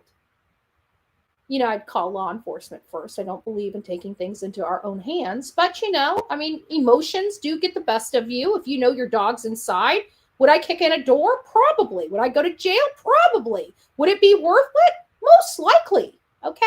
It's my dog. Right? It's my dog. But God forbid, if my child, there's like, this is Betty. Who's this, and where are you calling from? Hey, Betty, it's Unicorn One, Indiana. Everybody else is here to call in. I'm eating lunch, so I thought I'd give you a call. Nobody else will call in. How are you doing, my love? Doing good. How's the grandson? He's awesome. Did you see that haircut? I about died when I seen it. Yeah, he's handsome. He's a handsome boy. I call him Mullet Man. Aww. So what do you think about this crazy case? It's been a while since we chatted. I know you tried calling, but I'm so busy. I'm so sorry. That's fine. No, it gets to me. I just wish they would come out with something, Seth needs some answers, just like everybody else, but mainly he needs answers. I agree. So, but I just wanted to say hi and tell you Delilah is such a sweet baby. She is your baby. Are you kidding me? Like everybody, my best friend laughs at me now. Like when I go over there, like I got a little pop out, one of these little flat, little bowls that pop out. It's like one that flattens up, but you can pop it out. And I have her water, her little food. And it's like, I take the clothes off of her when she goes out to play with the kid, the other dogs, and I put her clothes. My best friend just laughs at me. She doesn't even know where her best friend went. She's like, oh my God. That's the way I am with the 2 cats that I've got. Well, actually I got an indoor and outdoor cat that comes in every now and then, but I was sitting there the other night, or yesterday, I think it was yesterday or the day before, and Landon was eating lunch, and the black one bit him.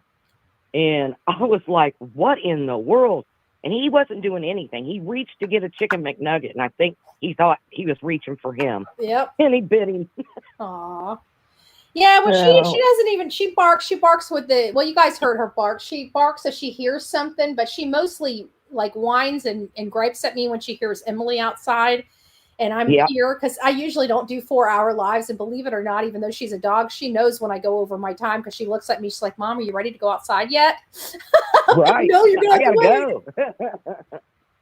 All right, babe, I'm gonna get off here. Come on, everybody. Don't Oh, be it's such not. Well, you know what? It's been 3 hours. I mean, half the people that wanted the phones open probably have gone on with their day from at this point. So we may have to just open the phones up on the next live, so it's all fair. Yep. So. All right, hon. I'll let you go. Love you. Keep up the good work. I love you too, love. Take care. Bye bye. Bye bye. Okay, guys, phones are on. Like I said, if for whatever reason everybody's too exhausted for phones, because I got to tell you, we had an exhausting live.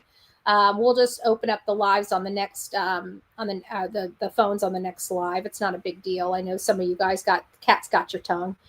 V. Oakley, I have general grand kittens at my aunt's in Arkansas. They have a lifetime, no questions asked, return policy. No, I know. I remember there was this one time we had, my ex-husband, he had Chance and I had Max. Well, Max ended up losing his life and Chance was not really the same, right? My dog that I came here with ended up losing his life. So I didn't have a dog. Well, it really did affect Chance because Chance was a puppy when he met my dog Max. And, Chance and Max were like best buds. It was the only dog that Chance, he was a little miniature pinscher that got along with. And so he was kind of really, really depressed around the house. And so we started looking for other dogs. Well, because Max was a pit bull, I had a huge block. And my dogs have always been big. This is the smallest dog I've ever owned in my life. And look at her little cute face. And so the Chance was, he was really depressed. So we started looking for another dog. We didn't really want to get a second dog after Max, because I took it really hard. I was in bed for a week crying over my dog. And I wasn't ready for another dog, but I couldn't stand seeing Chance moping around. So we started looking for another dog. And this one person, advertised this pit bull. We figured, okay, he's used to a pit bull. And that dog ended up almost killing Chance. We took it back and they're like, there's no return policy here. I'm like, yes, there is. This is Betty. Who's this and where are you calling from? Oh my goodness, this is Lynn calling from Boise, Idaho. Hey Lynn, 2 days in a row. You're rocking and rolling here. Yeah. Oh my gosh, I can't believe I got a hold of you. So what are we talking about? I mean, Sebastian. Well, we were going over the deception deck. It's not really we have any real topic of conversation because all we were doing was reading a deck of cards and seeing what they all said so everybody knew what was on these cards so we can use them in the future. But it's really anything that you have to say about the Sebastian Rogers Rogers case or any other case for that matter. It's kind of open to you guys. Well, first of all, I just love you and love your show. Oh, thanks. And just keep doing what you're doing. I support you so much. But, I agree with where we're going with all this, especially with Lore Lodge and the deception. Mm-hmm. And, I mean, it's just a matter of time before this blows up. Yeah. I think we're getting somewhere, and we're definitely, I think, collectively for the people that aren't really. I mean, we side with Seth in the sense that he's an innocent father, and he had nothing to do with his son. But we are really for Sebastian. I think it really shows in these creators because I don't know any of these creators. It's not like these creators are saying what I want them to say. Right, and they're coming on board and they're just doing more evaluation and digging deeper and deeper. And it's just amazing, absolutely amazing. But I'm on the same page. Definitely, it's just a matter of time. I do agree. And not only that, but with, there's just something in me because you saw Seth's face when he was on that interview with the local news where he says he has a renewed hope and renewed faith in law enforcement. I feel there's just a piece of me that feels law enforcement must have given him some type of information that made him more confident in the case than he was prior to that engagement with law enforcement. So I'm very, very hopeful. Well, yeah, and let's pray to God that that is what's going on. You know, it's way past time. Mm-hmm. Yeah, absolutely. Yep. Well, my heart goes out to Seth especially, and he's got a great team working with him and the Sebastian Army. I mean, yeah, we're here. We're here for him, and even all the way in Boise, Idaho. Yes, yes, we have taken this case nationwide, and it's actually global. I mean, we had people calling from Australia and Canada. I mean, we've got people all over the country, all over the world. Yes. I know my granddaughter lives in UK, and she's on it too. Yeah, and not only that, but like Hush Puppy, we don't see her really here that much. She's from South Africa. We've got Donna. We've got all these other people from overseas. I mean, we've got a lot. I mean, we have a worldwide audience that, I mean, I don't anticipate Sebastian being over in the other countries, but you never know, right? This day and age. No. But this just shows the support. Yes, exactly. And that these people that we know, I mean, just my opinion, but you know, that are at the bottom of it, it's gonna crack it open. It's just going to. Mm-hmm. Yeah. So yes, and I love your baby Delilah. I know, she's so cute. She's not doing this heat thing very well. She's very whiny and clingy, and I worry that she might be crampy. I don't know how dogs feel when they go through this. I mean, if it's anything like what we go through, I feel so bad for her. I want to put a heating pad on her.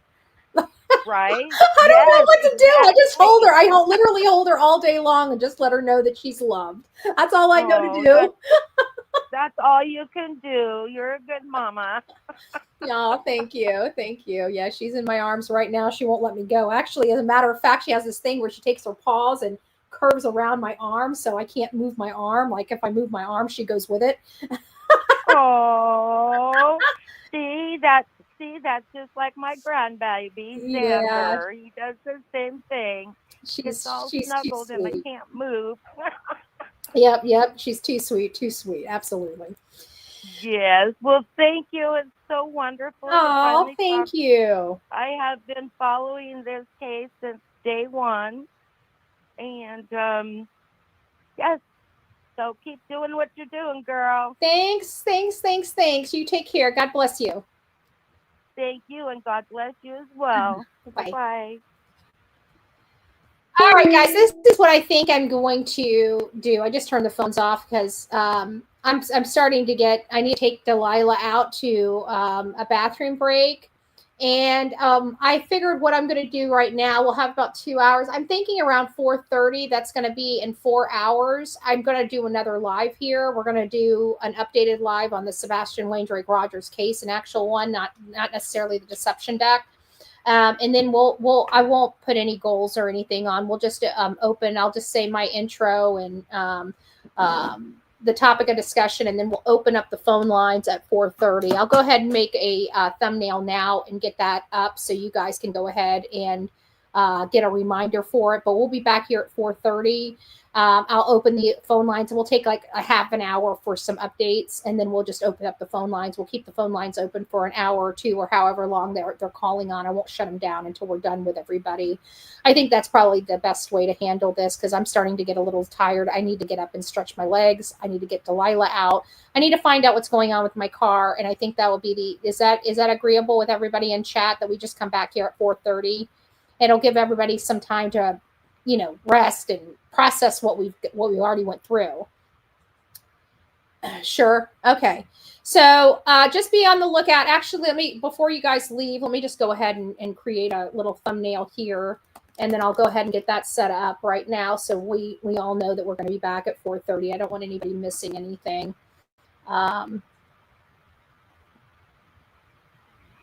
Which thumbnail do I want to use?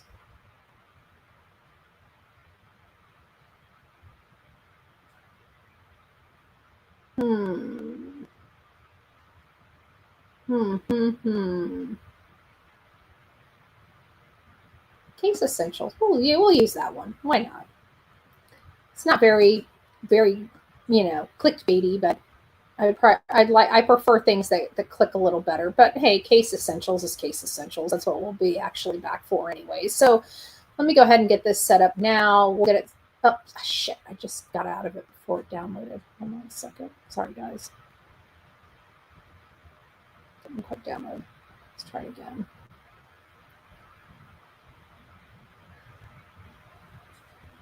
Okay, share, download. There we go. All right, it's downloading.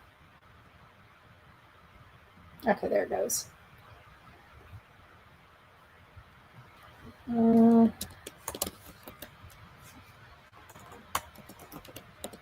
Okay.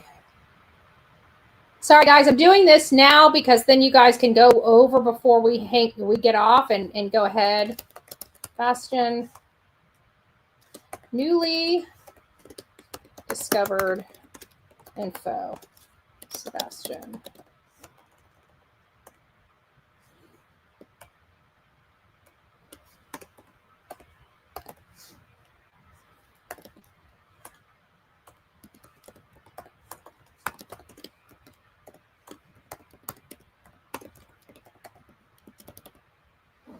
All right, I'm setting it up now. You guys can go over. Give me about 2 shakes of a lamb's tail, 4:30 p.m. Now, the only reason why this would be rescheduled or pushed out or pushed up is if I get a call from my mechanic.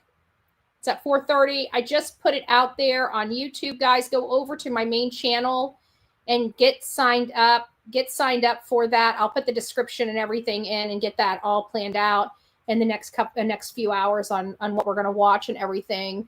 So go over to my channel, go over to the live section and hit the reminder for our live today at 4:30. All right. And we'll be back. I'll just take about a half hour or so to go over some new information, and then we'll open the phone lines up and we'll just have the phone lines open until you guys stop calling, right? If it takes an hour, it takes an hour. It takes 2 hours, it takes 2 hours. We'll cap it at 2 hours though. For me, being online for 5 hours in one day is not really, like, I work longer than 5 hours, but I'm very rarely online for 5 hours with you guys every day. So that should give you guys a fix for me for the week. All right, guys, I love you. God bless you. We will be back 4:30. Go over to the channel. Hit the notification. Don't miss 4:30. And we're going to start learning how to apply the deception deck to our statements. But we're not doing that at 4:30. We'll be doing that tomorrow morning at 10 a.m. All right, guys, we'll see you back here at 4:30. Rock it out with your coffee beans out. Until next time, please be safe. But more importantly, what? Be kind to one another. And before we close out, I know this is probably... I forgot to play the Ask video or the Karma video yesterday when we met our goal and we opened up the phone lines. So you guys get the Ask video and the Karma video before we leave today. So God bless you. Sorry, I'm getting a little behind. I forgot I put those 2 requirements in. We did reach our goal yesterday and I forgot to play them. So here you guys go. Andrea, aka Bullhorn Betty here. Look what I found. It looks like a lot of people on YouTube. Right here. Right here. This is a real ass right here. Like many people on YouTube. All you need to do is show an asshole a little love. Right? Right? Tell him. What you need to do? What you need to do? Huh? What you need to do? Oh, too many assholes on YouTube. Say it. Say it with me, baby. Say there's just too many people. Too many people on YouTube that look like you, huh? So the next time you want to be an ass, maybe you should come out here and hang out with the ass. Just saying. You want to be a jackass? There's your brother. Peace out. Bullhorn Betty style. Let me tell y'all something. You ain't got to ever worry about getting nobody back for some shit they done did to you. Because quiet as it's kept, Everybody working get paid. Let me break that down so you understand what I mean. Everybody working getting paid. See, some of you motherfuckers don't even know that you're working. But payday comes after a while, bitch. You being messy? You're working. You gossiping about people? You're working. You stealing, lying, cheating, or just all around doing some fuck shit? You're working. And payday is on its motherfucking way. Ha ha! Let me tell you something, you working motherfuckers. Some of you bitches got overtime in that bitch too. Ooh, that payout gonna be good. So when you get your check, bitch, don't complain. You worked for it. From the East Coast to the West Coast, we are everywhere true crime is. We are asking for the public's help. We are searching in the woods. We are doing what it takes here on the Bullhorn Betty channels to find answers to the most alarming cases we have been watching on the news. I can tell you personally that I have traveled this entire country seeking these answers and bringing that content right here to you here on the Bullhorn Betty channels and Bullhorn Betty Crime Stories. We are happy with the work that we've done. We brought many answers to the public, and we have defied mainstream media in our pursuit of the truth in these cases. We will continue to work, we will continue to fight for these victims, and we will continue to tell their stories here on my channels. Welcome to the Bullhorn Betty brand of channels and the Coffee Club. Thank you for your love, thank you for your support, and more importantly, thank you for allowing me to bring these victims' stories to each and every one of you, advocating for each of these victims. God bless you, God bless America, and more importantly, God bless our victims.